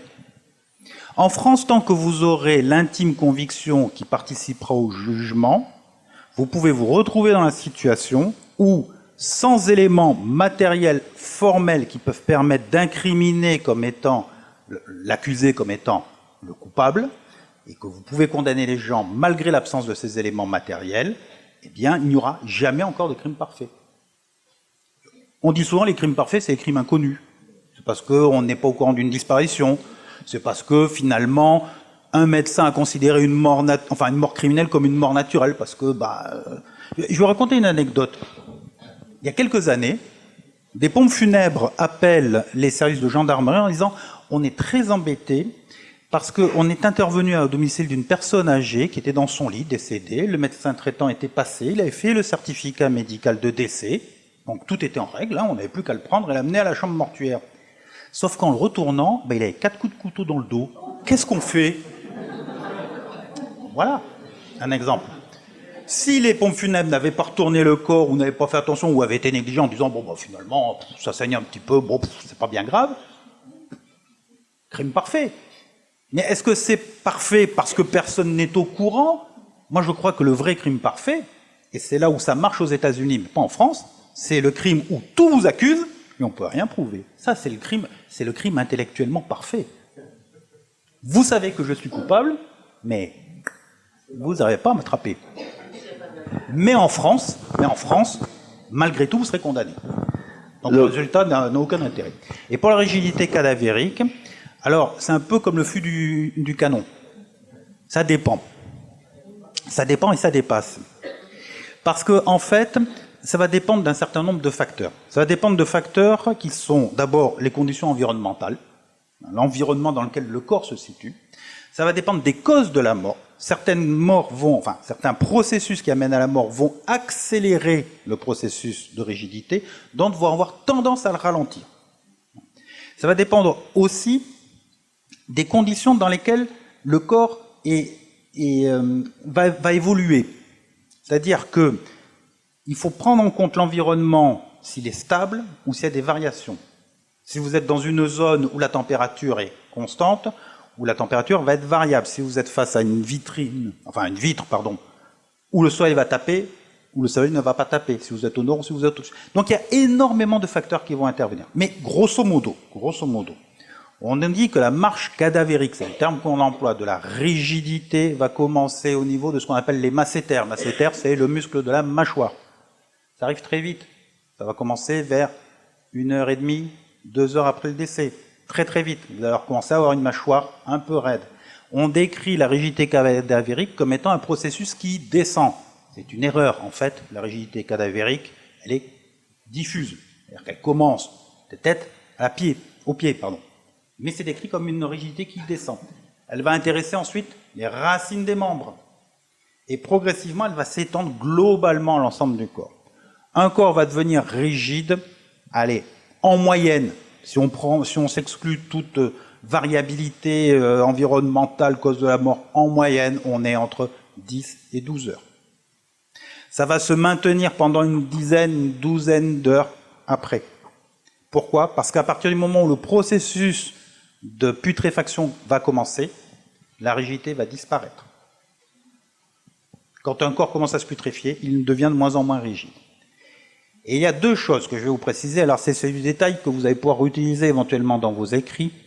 Quand on rompt la rigidité cadavérique, elle ne se reconstitue pas.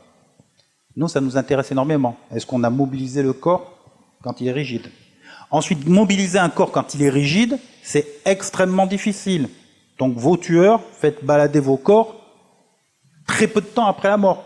Parce que si vous allez le balader 10 heures après, vous allez balader un bout de bois. Et donc c'est très compliqué à mettre dans un coffre. Ou alors vous allez rompre la rigidité cadavérique. Et dans ce cas-là, elle ne va pas se reconstituer, et nous on se rendra compte qu'il y a eu une mobilisation du corps. Parce que cette rigidité-là aura disparu dans cette zone-là. Donc ce sont des petits détails. Et puis il y a une dernière chose. Là aussi, petit truc pour vous. Le spasme cadavérique, c'est une erreur qui est assez souvent faite par les médecins. Ce n'est pas de la rigidité cadavérique. Les gens vous disent on meurt crispé dans la position dans laquelle on a été tué. C'est pas vrai. C'est pas vrai du tout. En revanche, les morts violentes, surtout les morts violentes qui vont être consécutives à des blessures des systèmes nerveux centraux, peuvent créer un phénomène spastique, c'est-à-dire que le muscle va se contracter d'un coup sec. Et il reste en position. Docteur, pardon, ce type de meurtre, c'est quoi? C'est une balle dans la tête? Ça peut être une balle dans la tête, mais c'est surtout les atteintes au niveau de la moelle épinière. De la moelle épinière, d'accord. Un coup de couteau entre 2 vertèbres, là, à la base du crâne, très bien, très efficace. Hein, ça passe entre les 2 vertèbres, c'est nickel. Là, c'est plus de son. Ça s'appelle le descabello en corrida. Ouais, c'est plus de son, plus d'image, c'est fini. Mais vous pouvez avoir un phénomène de spasticité. Par contre, la spasticité, c'est de la spasticité, c'est pas de la rigidité. Quand vous prenez le membre et que vous l'étirez, ping, il revient, comme un ressort. Donc nous, on s'amuse beaucoup avec les jeunes étudiants avec ça. Voilà. Donc je pense avoir répondu à votre question. Merci, docteur. Et il y avait une question pour Anne-Marie. Si vous pouvez faire un petit court. Un peu court. D'accord. Merci. Alors, l'expert psychiatre est nommé complémentairement, on est en fait nommé complémentairement psychiatre et psychologue pour tout ce qui est effectivement les procédures criminelles, hein, ce que j'ai évoqué tout à l'heure. Donc au même moment, c'est exactement les mêmes moments. Donc c'est un travail qu'on peut faire ensemble, de façon collégiale ou séparément. Hein. On n'est pas obligé de voir la personne mise en examen en même temps. La grande différence, c'est que le psychiatre va avoir une mission que le psychologue n'a pas, une question que le psychologue n'a pas, c'est qu'il devra se prononcer effectivement sur l'abolition, l'altération du discernement au regard d'une éventuelle pathologie psychiatrique, ce qui évidemment a des conséquences sur la responsabilité pénale. Le psychologue ne se prononce pas du tout là-dessus. Merci Anne-Marie, vous avez été parfaite, comme d'habitude. Une question. Jean-Luc Cohen-Rimbaud, un scoop, auteur chez Nombre 7. Et j'accompagne avec Christophe les auteurs pour vendre leurs livres.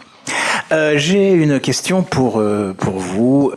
Tout à l'heure, quand vous parliez des cités, il m'a compris. Hein, voilà. En fait, je me pose une question très naïve, hein, certainement. On entend beaucoup parler, en fait, de la complaisance peut-être de l'État sur le phénomène d'économie parallèle dans les cités, notamment dans la période du Covid, où comme par hasard, les cités continuaient à être livrées, et puis qu'il y a même cette histoire de comment on appelle ça, de self-service, là, hein, où ils commandent... Hein, voilà, Uber. Voilà, c'est ça, mais c'est même le... Oui, hein, qu'ils arrivent, il y a un truc, ils passent la commande, paf, c'est... Hein, voilà. Hein, drive-in, voilà, c'est ça, je cherchais le terme. Donc, moi, en fait, je voulais savoir comment vous vous situez, quoi, parce que vous êtes entre... comment vous, dans la brigade des stupes, vous vous situez, là, entre ces deux... entre cette économie parallèle et puis cette... Moi, je peux vous répondre très facilement maintenant. Je me situe plus du tout, parce que je suis plus. Vous situiez, oui, c'est vrai. Non, par contre, j'imagine, hein, que les différentes brigades de stupéfiants qui existent partout sur le territoire national, j'imagine que les fonctionnaires, que les collègues, doivent avoir beaucoup de mal justement pour se positionner. J'imagine. Déjà, ce qu'il faut savoir, c'est que dans les cités, pour les approcher, c'est la croix et la bannière, quoi. Il faut franchir de multiples obstacles. Déjà, le fait de les approcher, et en fait, pour qu'une procédure elle tienne bien, il faut qu'il y ait tous les éléments qui se raccrochent les uns aux autres et qui aboutissent au sommet. Donc, c'est déjà le fait juste d'avoir à s'approcher d'eux actuellement, ça doit être très très très très très compliqué.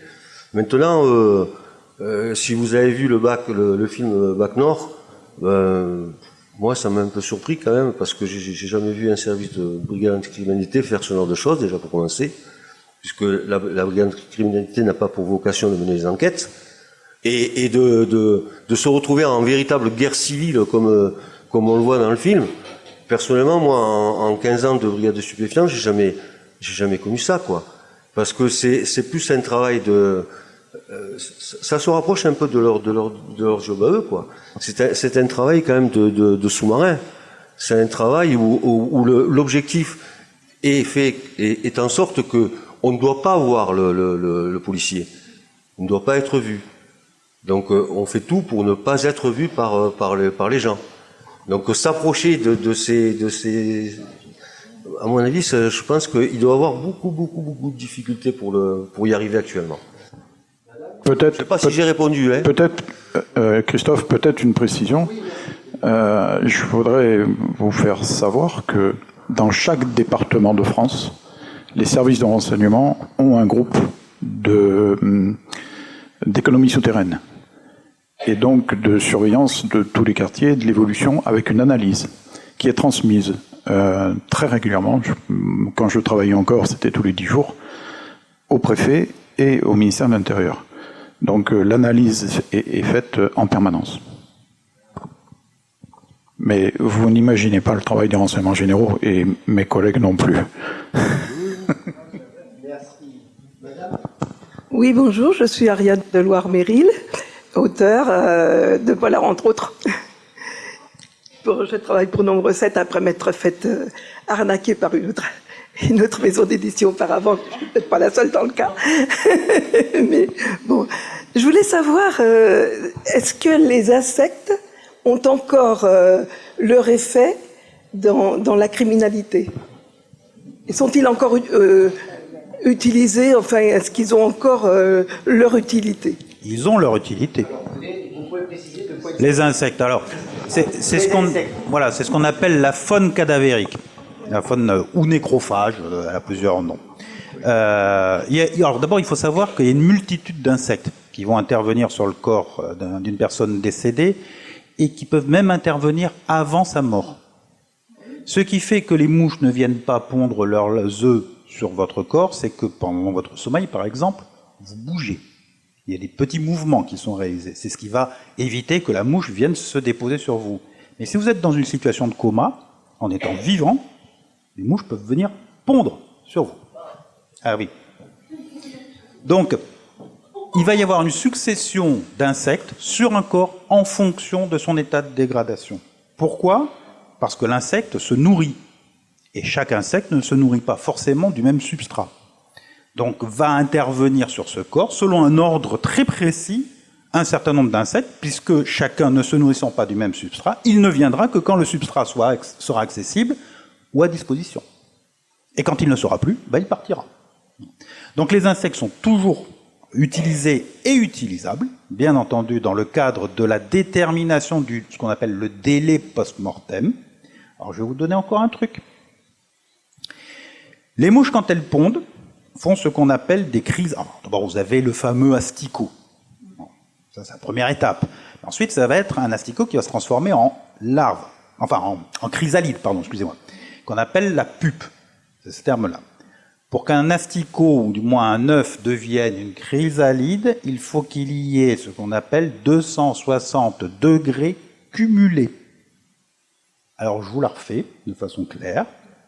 Pour qu'un œuf de mouche devienne une chrysalide, il faut que sur une moyenne quotidienne, vous ayez un total, si vous additionnez toutes les moyennes quotidiennes, de 260 degrés.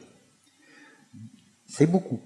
Et oui, puisqu'en moyenne, pour que la pupe apparaisse, ce qu'on appelle la pupe à la chrysalide, il faut 3 semaines, en moyenne. En moyenne. En été, une dizaine de jours. Donc là, on est pas loin du bourguignon, là, quand même, à 3 semaines. Tout à fait. Voilà. Donc, si vous voulez, c'est un petit détail, mais ça vous permet d'avoir une idée précise. Et puis la deuxième chose, c'est comme je vous le disais, la faune cadavérique se nourrit du corps. Et nous sommes ce que nous mangeons. Donc ça peut être utile pour la toxicologie. Quand nous n'avons plus rien d'autre pour pouvoir analyser d'éventuels toxiques dans la présence d'éventuels toxiques dans un corps, s'il y a des insectes, nous allons utiliser ces insectes. De préférence si c'est des asticots. Là, c'est l'idéal. Donc on fait un broyat d'asticots qui va être utilisé et analysé comme on analyserait une prise de sang, comme on analyserait une prise d'urine. Donc les insectes sont très très importants en médecine légale et pour les enquêtes. Bien entendu. C'est pas parce qu'il y a l'ADN qu'on oublie les anciennes techniques. Merci. Alors il y a d'autres questions. Là-bas d'abord. Excusez-moi. Vous avez un succès fou, messieurs, dames. Bonsoir, Gérard Malassane, je suis psychologue clinicien et psychanalyste. J'ai travaillé pendant 20 ans avec les 4 juges pour enfants sur Nîmes et je m'occupais aussi d'adolescents qui étaient en grande difficulté puisqu'ils étaient placés par le juge des enfants. Et je me suis intéressé à ce que Anne-Marie Soulas a soulevé, le déclenchement du passage à l'acte. Qu'est-ce qui déclenche un passage à l'acte?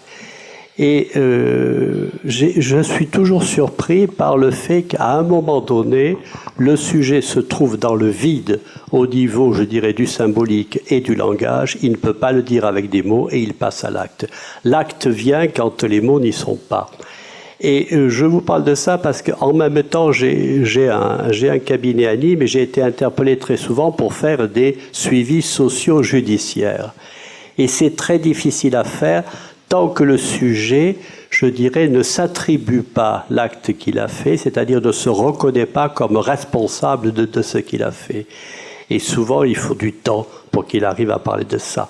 Et je pense à un adolescent qui est passé à l'acte et qui a tué parce qu'il était dans un moment de très grande angoisse, de vide, et où l'acte est venu à la place des mots qui auraient pu peut-être faire cadre. Merci pour ce témoignage. Il y avait une autre question là. Bonjour. Bonjour, je suis Nader Jelassi, je suis auteur à 10 livres. Et je viens de Lyon pour cette soirée. Mais j'ai habité à Nîmes 2 ans, donc j'aime bien aussi. J'avais une question pour madame. Donc, est-ce que, comme aux États-Unis, on a une branche profiling en France? Et une deuxième question qui est similaire. Comment repère-t-on une personne qui est tout à fait normale et qui, du jour au lendemain, il y a un passage brutal à l'acte? C'est pas un... On ne peut pas, à travers son expertise, dire que oui, tout a mené vers cet acte, mais que du jour au lendemain, elle a décidé de se venger ou de tuer. Merci.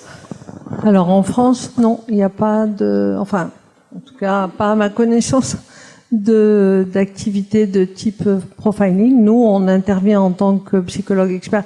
Il faut savoir qu'on est des auxiliaires de justice, c'est-à-dire qu'on a notre propre activité, qui peut être une activité libérale comme c'est mon cas, ou une activité salariée au sein d'une institution. Et l'activité expertale est une activité connexe. On n'a pas le droit, je dirais, d'être expert à temps complet, et on n'est absolument pas dépendant de la justice. Et d'ailleurs, c'est très important d'être indépendant. Donc on ne travaille pas en amont au niveau des enquêtes. On travaille quand il y a effectivement une personne qui est mise en cause, mise en examen, et on nous demande effectivement d'établir les éléments de personnalité. Après, le passage à l'acte, je crois qu'effectivement, vous l'avez très bien dit, c'est l'acte qui se met à la place des mots et à la place de la pensée. Le contraire de la violence, c'est pas la douceur, c'est effectivement la capacité d'élaboration. Et effectivement, être capable d'élaborer, eh bien, c'est compliqué. Et il y a des parcours de vie qui n'ont pas du tout été élaborés, où il y a des souffrances qui n'ont pas été pensées avec un E et avec un A. Et du coup, il y a des passages à l'acte qui se substituent effectivement à cette capacité de penser. Sur le suivi socio-judiciaire, je suis entièrement d'accord avec vous. Tant que la personne effectivement s'approprie pas ce qu'elle a fait, c'est très compliqué. Il n'empêche qu'ils sont quand même ordonnés et que les personnes s'y soumettent entre guillemets, c'est-à-dire qu'en fait elles le font, elles se rendent en thérapie, mais le travail n'est pas forcément efficace. Parfois ça peut l'être, et parfois l'expertise peut aider à ça quand même. J'ai vu des cas, enfin personnellement j'ai été confrontée à des personnes qui avaient eu des passages à l'acte d'une extrême violence qu'ils n'avaient absolument pas compris. Et dans l'expertise, on peut faire des liens, on peut amener des hypothèses, et on peut petit à petit arriver à les aider à tisser quelque chose de cette compréhension qui n'a jamais été faite. Ce qu'il faut savoir aussi, c'est que le moment de l'expertise, c'est un moment important pour la justice, parce que effectivement, ça apporte un éclairage, comme je l'ai dit tout à l'heure, et c'est important dans le cadre de l'instruction et du procès, puisqu'il y a quand même des peines qui sont individualisées, c'est-à-dire qu'on va établir la peine au regard quand même du sujet et pas uniquement de l'acte, donc c'est à ça qu'on contribue. Mais ce qu'il faut savoir, c'est que quand même, quand nous on intervient en tant que psychologue expert, la plupart du temps, c'est la première fois qu'ils rencontrent un psychologue, et c'est la première fois qu'on les écoute dans la procédure, mais aussi peut-être dans la vie. Donc on leur apporte une oreille, une écoute et une compréhension, au-delà de l'acte posé. Et c'est là où il peut y avoir un début, je dirais, d'élaboration. Merci beaucoup. Alors, une dernière question, et après je vais reprendre. On va se donner encore un petit quart d'heure, parce que si ça vous va.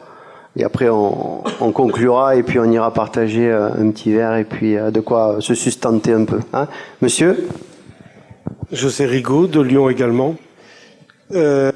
Concernant le blanchiment, parce qu'on parle beaucoup d'argent, notamment avec les stupes, mais comment est-ce que l'argent est recyclé et blanchi?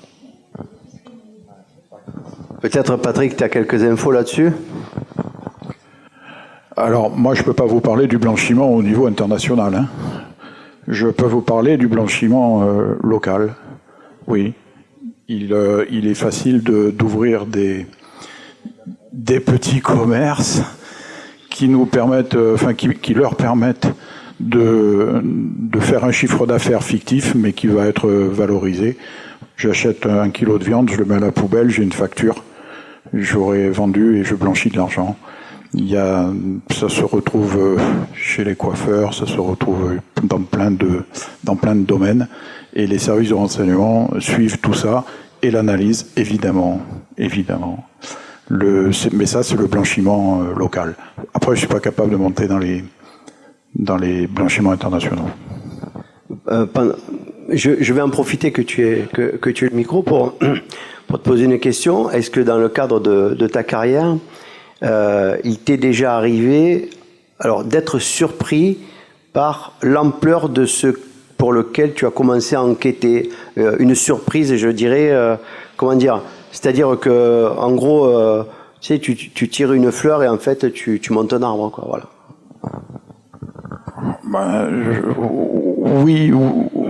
Oui et non. En fait, les surprises, elles viennent de phénomènes locaux. Alors, c'est pas forcément des choses importantes, hein, mais de phénomènes locaux qui, au départ, on a l'impression que c'est juste autour de nous, c'est juste dans le Gard, c'est juste... Et puis, comme je disais tout à l'heure, les informations, moi, elles remontaient directement au préfet, au ministère. Et un deuxième département va transmettre la même information, le troisième département, et des choses qui deviennent d'ampleur nationale.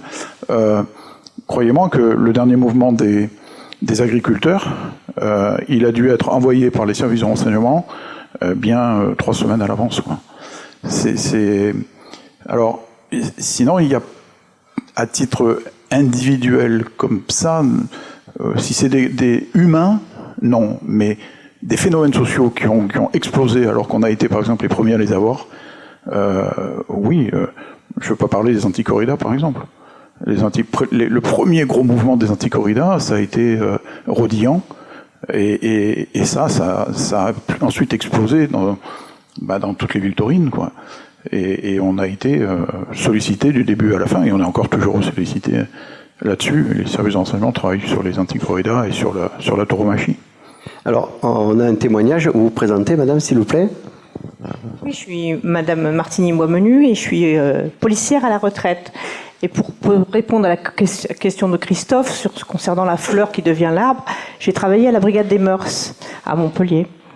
J'ai eu tout un été des agressions sexuelles au bord du Lèze. On a travaillé avec le groupe dessus. Je vous passe les détails, mais on est arrivé à identifier ce monsieur. C'était un forain. Eh bien, de ce forain local, finalement, la France est devenue un bouquet de fleurs, parce que la fête foraine, lui, baladait son manège partout. Voilà l'exemple d'une fleur qui peut se transformer en arbre. Merci beaucoup. Merci. Écoutez, moi, ce que je vous propose, c'est peut-être que vous nous racontiez des anecdotes, soit comme l'a super bien fait docteur Laurent Boismenu, de donner peut-être des petites anecdotes qui pourraient permettre aux auteurs d'accéder à des mots, Vous avez tout à l'heure évoqué quelque chose, ce qui empêche, je ne me rappelle plus le terme parce que c'est un terme à mon avis qui est complètement légal, mais le fait qu'on ne puisse pas inhumer, vous avez utilisé un terme particulier. Est-ce que peut-être vous pouvez, ensemble, en fonction de vos spécialités, évoquer des termes peut-être qui ne sont pas très usités dans le public, mais comme tu parlais de tonton, vous voyez, soit des appellations particulières, des mots particuliers qu'on va retrouver dans le jargon, ou des situations particulières où, comme vous l'avez expliqué très bien, qu'il fallait 260 degrés cumulés pour avoir d'une larve à la pupe, etc. Voilà. Est-ce que vous êtes d'accord on se fait un petit quart d'heure comme ça, on s'envoie pas mal de trucs, et puis après, on conclura. Ça marche? Alors, tu commences, Juanito? Oui. Allez, en piste. Schnouf. Bon, ça, on connaît, ouais. Ton finger? Produit, Schnouf. Ouais. Ben, tout à l'heure, on disait les tontons, qu'on appelle aussi les balances, hein, qu'on appelle aussi les cousins. Alors, c'est toute une histoire de famille, là. Voilà. Après, il y a la nurse, celle qui garde le produit. Celui comment? Celui ou celle, la nurse. La nurse, ok. Ouais. Après, il y a il y a tellement. Le sous-marin, ouais, le sous-sous. Le sous-sous, c'est un véhicule banalisé aux vitres teintées dans lequel on planque, qui est posé à un endroit et qui sert à surveiller l'objectif ou les objectifs. Par exemple, qu'est-ce qu'il y a encore? Il y en a tellement. La coque. La coque, c'est la cocaïne. Hein. Le chichon, c'est le shit. La bœuf, c'est l'herbe. Qu'est-ce que je pourrais encore retrouver en termes purement police? Après, voilà, peut-être pour la procédure, voilà, qui déclenche une enquête, comment ça se fait, etc. Ah, je crois que vous vouliez des... Voilà. Ou sinon, un peu pêle-mêle. Par exemple, tu travailles sous la responsabilité de qui quand tu as un directeur d'enquête qui est au-dessus de lui? Généralement, il y a un directeur d'enquête, hein, mais au moment où l'enquête elle est vraiment lancée. Sinon, quand on commence comme je disais tout à l'heure, en préliminaire, par exemple, on part des renseignements. Voilà. On part des renseignements qu'on exploite, hein, et qu'on exploite jusqu'au bout. Après, pour le flagrant délit, quand une brigade anticriminalité interpelle un acheteur et un vendeur sur la voie publique, c'est du flag. Voilà, c'est une vente sur la voie publique. Ensuite, quand le... Rapproche le micro de ta bouche. Quand le dossier est suffisamment étoffé, puis qu'on est arrivé à nos fins, mais qu'on sait que ça peut aller plus loin parce qu'on a identifié, alors là on rentre un peu dans l'étranger, les fournisseurs. Alors on rentre dans une commission rogatoire internationale. Et là, on travaille avec des services de police des pays concernés. Par exemple, ça peut être le Maroc, bien entendu, pour ce qui est de la résine de cannabis, ou la Hollande, pour ce qui est de l'héroïne, et entre deux, pour ce qui est du Maroc, il y a l'Espagne. Donc forcément, c'est une route du cannabis, comme d'autres routes sont pour la cocaïne, mais d'Amérique du Sud. Et là, c'est différent parce que bon, il y a des frontières qui sont énormes, qui s'appellent océans, qui partagent. Donc ça peut donner lieu à des commissions rogatoires internationales où les enquêteurs se transportent dans les pays pour continuer à enquêter avec les policiers locaux, bien entendu. Ce sont les policiers locaux qui mènent la danse. Ok. Merci. Docteur Mohamedou, des températures, alors, on a des... Ne me parlez pas de la température. Le réchauffement du climat, est-ce que ça influence vos enquêtes, docteur? Ah bah, bien sûr. Alors, c'est une règle. On détermine le délai post-mortem avec la température du corps. C'est une hérésie. C'est une hérésie. Pourquoi? C'est décrit dans tous les bouquins, c'est décrit par tous les professeurs de médecine légale, c'est décrit dans les grands universitaires, mais c'est une connerie. Je m'explique. Il y a un certain nombre de formules où on va vous calculer le délai, ce qu'on appelle post-mortem, c'est-à-dire le délai entre le moment où vous êtes mort et le moment où on vous examine, grâce à la température de votre corps. Alors, je passerai les détails, mais on peut la prendre à différents endroits de votre organisme, et la température de l'environnement.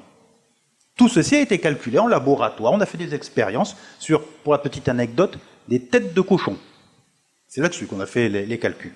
Donc on a une formule, on a des diagrammes, on peut vous dire, voilà, grâce à cette température par rapport à la température de l'environnement, le délai post-mortem est de temps.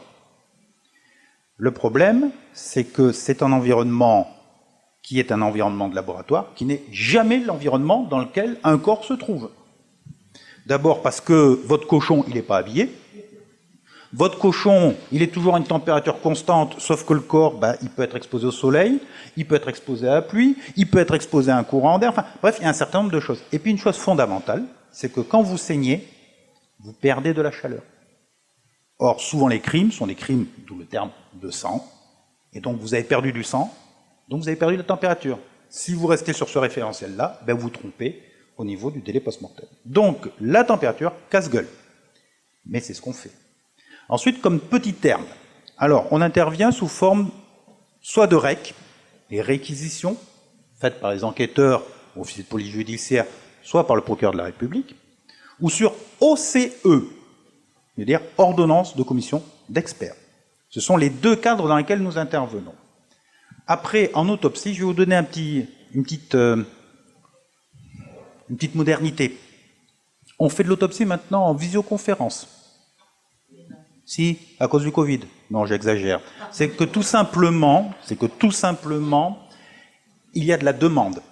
Il y a eu une réforme de la médecine légale. Maintenant, nous avons ce qu'on appelle des IML et des UMJ, c'est-à-dire des centres qui sont spécialisés pour recevoir IML, Institut médico-légal, les corps, et donc réaliser les autopsies, et UMJ, unités médico-judiciaires, qui vont recevoir les victimes vivantes. Parfois, ces centres sont regroupés. Vous avez IML, UMJ sur le même établissement hospitalier. Parfois, vous avez un IML et un UMJ, mais pas d'IML à l'endroit où il y a l'UMJ. Donc, vous avez un maillage du territoire comme ça, où vont être réalisées des autopsies, parfois très loin du site où le corps a été découvert. Et les enquêteurs vont avoir tendance à freiner un petit peu quand il faut déplacer un corps de très loin, et surtout quand eux doivent se déplacer. Donc, on s'est retrouvé dans la situation où, à proximité de l'IML, on a fait une étude statistique, on s'est rendu compte qu'à proximité de l'IML, on avait un bon ratio, si j'ose dire, de clientèle, et que plus on s'éloignait, et plus finalement, c'était vraiment les cas où on ne pouvait pas échapper à l'autopsie qu'on faisait en autopsie. Et là, c'est l'inverse. On a maintenant la visioconférence parce que ça permet d'avoir un plus grand nombre de corps qui viennent sans limiter et obliger les OPJ à perdre du temps, parce qu'il n'y a pas le temps de déplacement, ils sont juste là à se connecter, ils suivent l'autopsie, ils se déconnectent, ils ont fait leur autopsie. Mais ils n'ont pas, par exemple, une demi-journée de déplacement. Et bien donc, on a de plus en plus d'autopsies de périphérie, il n'y a pas de moins en moins d'autopsies du centre, mais on voit que le ratio s'est inversé. Donc on fait de la visioconférence maintenant. Ça a permis d'améliorer le nombre d'autopsies. Donc, si j'ai bien compris, lorsque vous faites une autopsie, vous devez avoir un OPJ avec vous, pas nécessairement. Est-ce que vous êtes assermenté, docteur? On est totalement assermenté. D'accord. Et même, il y a une modification du Code de procédure pénale qui nous autorise maintenant à faire des scellés. Jusqu'à il y a 3 ans, nous ne pouvions pas faire de scellés. C'était les officiers de police judiciaire qui saisissaient et qui plaçaient sous scellé les objets, les différents prélèvements qu'on réalisait.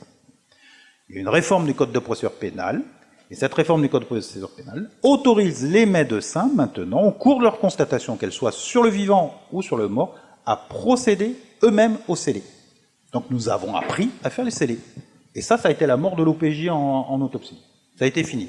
Parce que c'était finalement, sur le plan procédural, le seul véritable élément qui justifiait systématiquement la précédence de l'OPJ. Nous pouvons faire les autopsies sans OPJ. On leur passe un coup de fil après, plus simplement. Bon, c'est moins sympathique, on rigole moins, on échange moins, mais ça c'est important. Là, on ne se rend pas compte.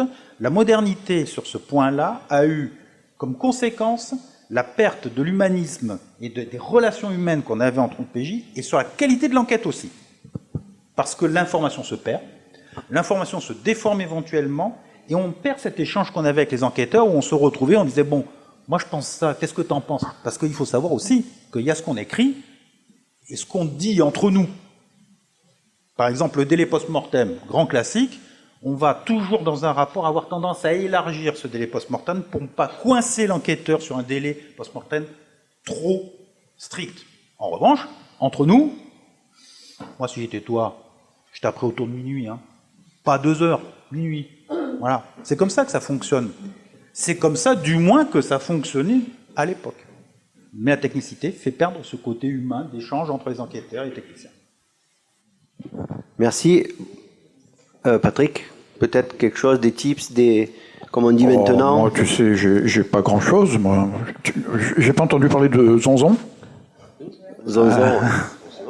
Ce sont les écoutes. J'ai pas entendu parler de fichiers S, ça intéresse personne, les fichiers S. Alors moi j'ai vu passer un livre où il y avait Red Notice, notice rouge. Ah oui, on a le TT, TTU. C'est quoi? TTU, c'est traitement très urgent, Voilà, enfin c'est des vitesses demandées d'enquête par les autorités qui nous sollicitent. Les fichiers S, puisque je vois que ça peut intéresser. Un fichier S, c'est j'entends régulièrement nos politiques dire on va virer tous les fichiers S de France et on va régler tous les problèmes. Je peux vous garantir que je peux vous garantir que d'abord ça va pas résoudre les problèmes et secondo, peut-être ici y a-t-il des gens fichiers S. Alors voilà, je vais répondre pourquoi. C'est parce qu'un fichier S, c'est juste une personne qui est surveillée par les services de renseignement ou les services judiciaires. Un fichier S, c'est pas forcément un criminel. Un fichier S, ça peut être vous, monsieur, qui êtes en contact. Oui, vous, monsieur. Ou alors, bon, allez, pas vous, madame. Mais madame, vous pouvez être fichier S parce que vous êtes en contact avec monsieur, qui est radicalisé, mettons, puisque c'est souvent là, hein, dans ce domaine qu'on en parle dans la presse. Vous êtes en contact avec lui, mais vous n'êtes pas vous-même radicalisé, ni actif, ni quoi que ce soit. En revanche, comme vous êtes en contact avec lui et que vous êtes susceptible d'aller rencontrer la dame d'à côté, on est très intéressé de savoir si vous ne transmettez pas de l'information que lui vous a donnée à cette dame-là, qui est au bout du truc, et qui n'a rien dit, mais qui elle-même peut-être, vous voyez, des réseaux ou des choses. Et donc fichier S, ça veut dire que cette dame, si elle habite à Montpellier, le jour où vous allez la rencontrer et que vous allez être vu par les policiers, je vais être informé de votre présence auprès de cette dame-là. Et elle ne devient pas fichier S, mais elle deviendra un peu surveillée. Un fichier S, il faut quand même que le dossier soit important. Mais un fichier S, c'est pas forcément un criminel.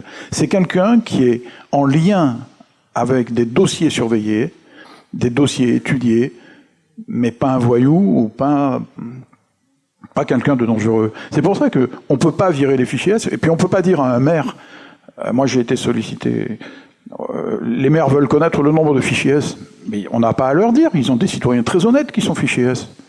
Donc non, nous ne donnerons pas les fichiers S. Voilà, enfin bon, c'est un détail. Merci. Et les Red Notice, ça c'est international, c'est ça? Ça c'est international, oui. D'accord, c'est un peu le fichier S Big One, ça, hein, oui. Au niveau Il faut international. savoir que tous les services de renseignement sont tous en lien par une cellule internationale. Alors là, elle est à Paris, ça s'appelle la cellule ALAT. Alors maintenant, l'acronyme, moi, m'échappe un petit peu. Mais là, on a toutes les forces qui travaillent sur le judiciaire et le renseignement, dans tous les domaines, que ce soit financier, douanier, police, gendarmerie, enfin dans tous les domaines, et qui sont en contact à l'international, et ces plateformes sont sollicitées. Là, comme ça, quand je travaillais, je pouvais les appeler maintenant pour une surveillance dans 20 minutes à Marseille, à l'aéroport. Et ça marche du feu de Dieu, enfin voilà. Mais c'est un travail passionnant. J'ai une autre question à te poser. Est-ce qu'il est arrivé que vous soyez surpris par des mouvements qui se mettent en place sans signe avant-coureur? Alors, ça veut dire qu'on a eu un échec. Parce que les services de renseignement sont partout. Ils sont partout, pas au sens péjoratif du terme, hein, mais on est très... Vous savez, le métier du renseignement, c'est de surveiller la population de manière à ce que l'État ne soit jamais surpris. Un chef n'aime pas être surpris. Et à partir du moment où il y aurait quelque chose qui se déclencherait dans le Gard, vraiment de niveau national, si on le rate, c'est que vraiment on n'a pas fait le boulot comme il faut. Vous devez croiser des gens des renseignements qui discutent avec vous, que ce soit en buvant un apéritif ou en allant au cinéma dans une file d'attente. Ce serait bien embêtant, hein, qu'on soit sur un échec comme ça. Hein. On peut par exemple considérer que ce soir, on a des membres des renseignements généraux qui sont venus voir ce qui se passait ce soir. Eh oui. Je vais lui demander de sortir d'ailleurs. Bon, en tout cas, vous êtes le bienvenu et on va passer boire un verre tout à l'heure ensemble. Hein, et, on échangera quand vous voulez, je vous filerai ma carte. Un petit mot de conclusion, Anne-Marie? Oui, alors pour les tips, qu'est-ce que je peux dire? Nous aussi, on est nommés en réquisition et en ordonnance de commission d'experts, hein, dans la procédure que j'ai expliquée tout à l'heure. Quand on est réquisitionné, c'est dans les geôles du commissariat, effectivement, à la demande du procureur de la République. Quand on est au niveau de l'instruction, si la personne mise en examen est détenue, ce sont dans les maisons d'arrêt et non pas dans des centres de détention, les centrales, puisque les centres de détention et centrales, ce sont pour les personnes qui sont déjà condamnées. La maison d'arrêt, c'est uniquement pour la détention provisoire. Au niveau de la maison d'arrêt, il y a évidemment plusieurs quartiers. Le quartier majeur, le quartier mineur et le quartier des femmes. On mélange pas. Et nous rencontrons effectivement les détenus dans les parloirs et la plupart du temps, parloir avocat. Voilà. Nous remettons un rapport écrit, bien sûr, de notre examen. On le remet à la personne qui nous a demandé de le réaliser. En l'occurrence, la plupart du temps, le juge d'instruction. Donc, on lui remet à lui et à lui uniquement. Il fait part des conclusions aux parties. Il n'est pas obligé de remettre la totalité. Il peut le faire, mais il n'est pas obligé. Les conclusions suffisent. Et ensuite, évidemment, on dépose systématiquement aux assises. Ça fait partie de la mission de l'expert. On est systématiquement en déposition orale aux assises avec ce que nous a exposé le docteur tout à l'heure de ce qu'il y a de théâtral aux assises et les enjeux que ça représente, effectivement le poids des mots, faire attention, alors à l'écrit comme à l'oral, on est obligé d'avoir un langage qui est quand même très précis et qui est un langage d'expert. Pour autant, on s'adresse à des gens qui sont du monde juridique et qui ne connaissent pas grand-chose de l'univers psychologique ou psychiatrique, ce qui veut dire qu'il faut s'exprimer de la façon la plus pédagogique possible. Et à l'oral, aux assises aussi, parce que les jurés, effectivement, qui sont des personnes du tout venant et qui sont confrontés à ce genre de situation pour la première fois, qui peut être d'ailleurs très émotionnellement impressionnante, il faut aussi être capable de s'expliquer avec les termes les plus courants, les plus clairs, sans pour autant s'éloigner trop de la réalité, de notre expertise et de notre technicité. Donc voilà, si j'ai des choses à dire. Voilà, et puis si vous voulez nous donner un petit mot de conclusion pour cette soirée que vous avez partagée avec nous. Un petit mot de conclusion. Écoutez, moi je trouve que c'était très sympathique et très heureuse d'être là. Après, je présume qu'il y aura d'autres questions autour de l'apéritif comme c'est habituel, et évidemment je suis prête à répondre à toutes. Tout à fait. Donc je voulais vous préciser que Anne-Marie et Juan Carlos sont aussi des écrivains de Nombre 7. C'est pas parce qu'ils sont écrivains qu'ils sont là, mais bien parce qu'ils sont experts. Voilà, donc si c'est eux qui sont là ce soir, c'est vraiment par rapport à leur expertise. Je dirais que cet événement qu'on a organisé, c'est aussi à l'initiative de Juan Carlos. On s'est croisés un jour dans un restaurant avec Daniel qui est là, et on s'est dit, putain, mais si, pardon, oh mince, mais si nous faisions une masterclass comme celle qu'on avait fait à Paris il y a 1 an, et c'est pour ça qu'on est tous là, et donc je tenais aussi à vous remercier de l'initiative. On est toujours friands, en fait, d'initiatives comme celle-là, parce que c'est le plus que nous puissions vous donner. Voilà, on essaye vraiment de vous apporter ce qu'une autre maison d'édition ne pourrait pas vous apporter, avec nos moyens, avec tout notre cœur. Voilà, et puis si vous voulez passer le micro à Laurent, s'il veut nous faire un petit mot de conclusion aussi de sa présence aujourd'hui. Quand est-ce qu'on boit? Merci. Juan Carlos. Moi j'ai été enchanté, je suis pas un habitué de ce genre de prestations, mais bon, c'était sympa. Le micro, Juan Carlos, le micro. Oui, donc comme je disais, je n'ai pas l'habitude trop de ce genre de prestations, mais j'ai apprécié. Donc j'ai apprécié vos questions, et puis le fait de... Next, voilà. Ouais. Et Patrick, le mot de la fin pour Patrick. Je crois que tout est dit. Ça marche. Merci Christophe. Avec plaisir. Donc voilà, moi je vais juste vous annoncer un peu la suite. Donc on va aller prendre un petit verre et grignoter quelques trucs. Vous annoncer également un petit peu le programme aussi de ce qui va se passer donc dans le groupe d'édition. Pour ceux qui souhaitent, donc au mois d'avril, je vais organiser on peut pas dire une conférence, une espèce de formation pour proposer aux auteurs, en fait, finalement, d'essayer d'apprendre à présenter leur... Attends, c'est pas possible, ça. C'est une formation, ça fait envie, quoi.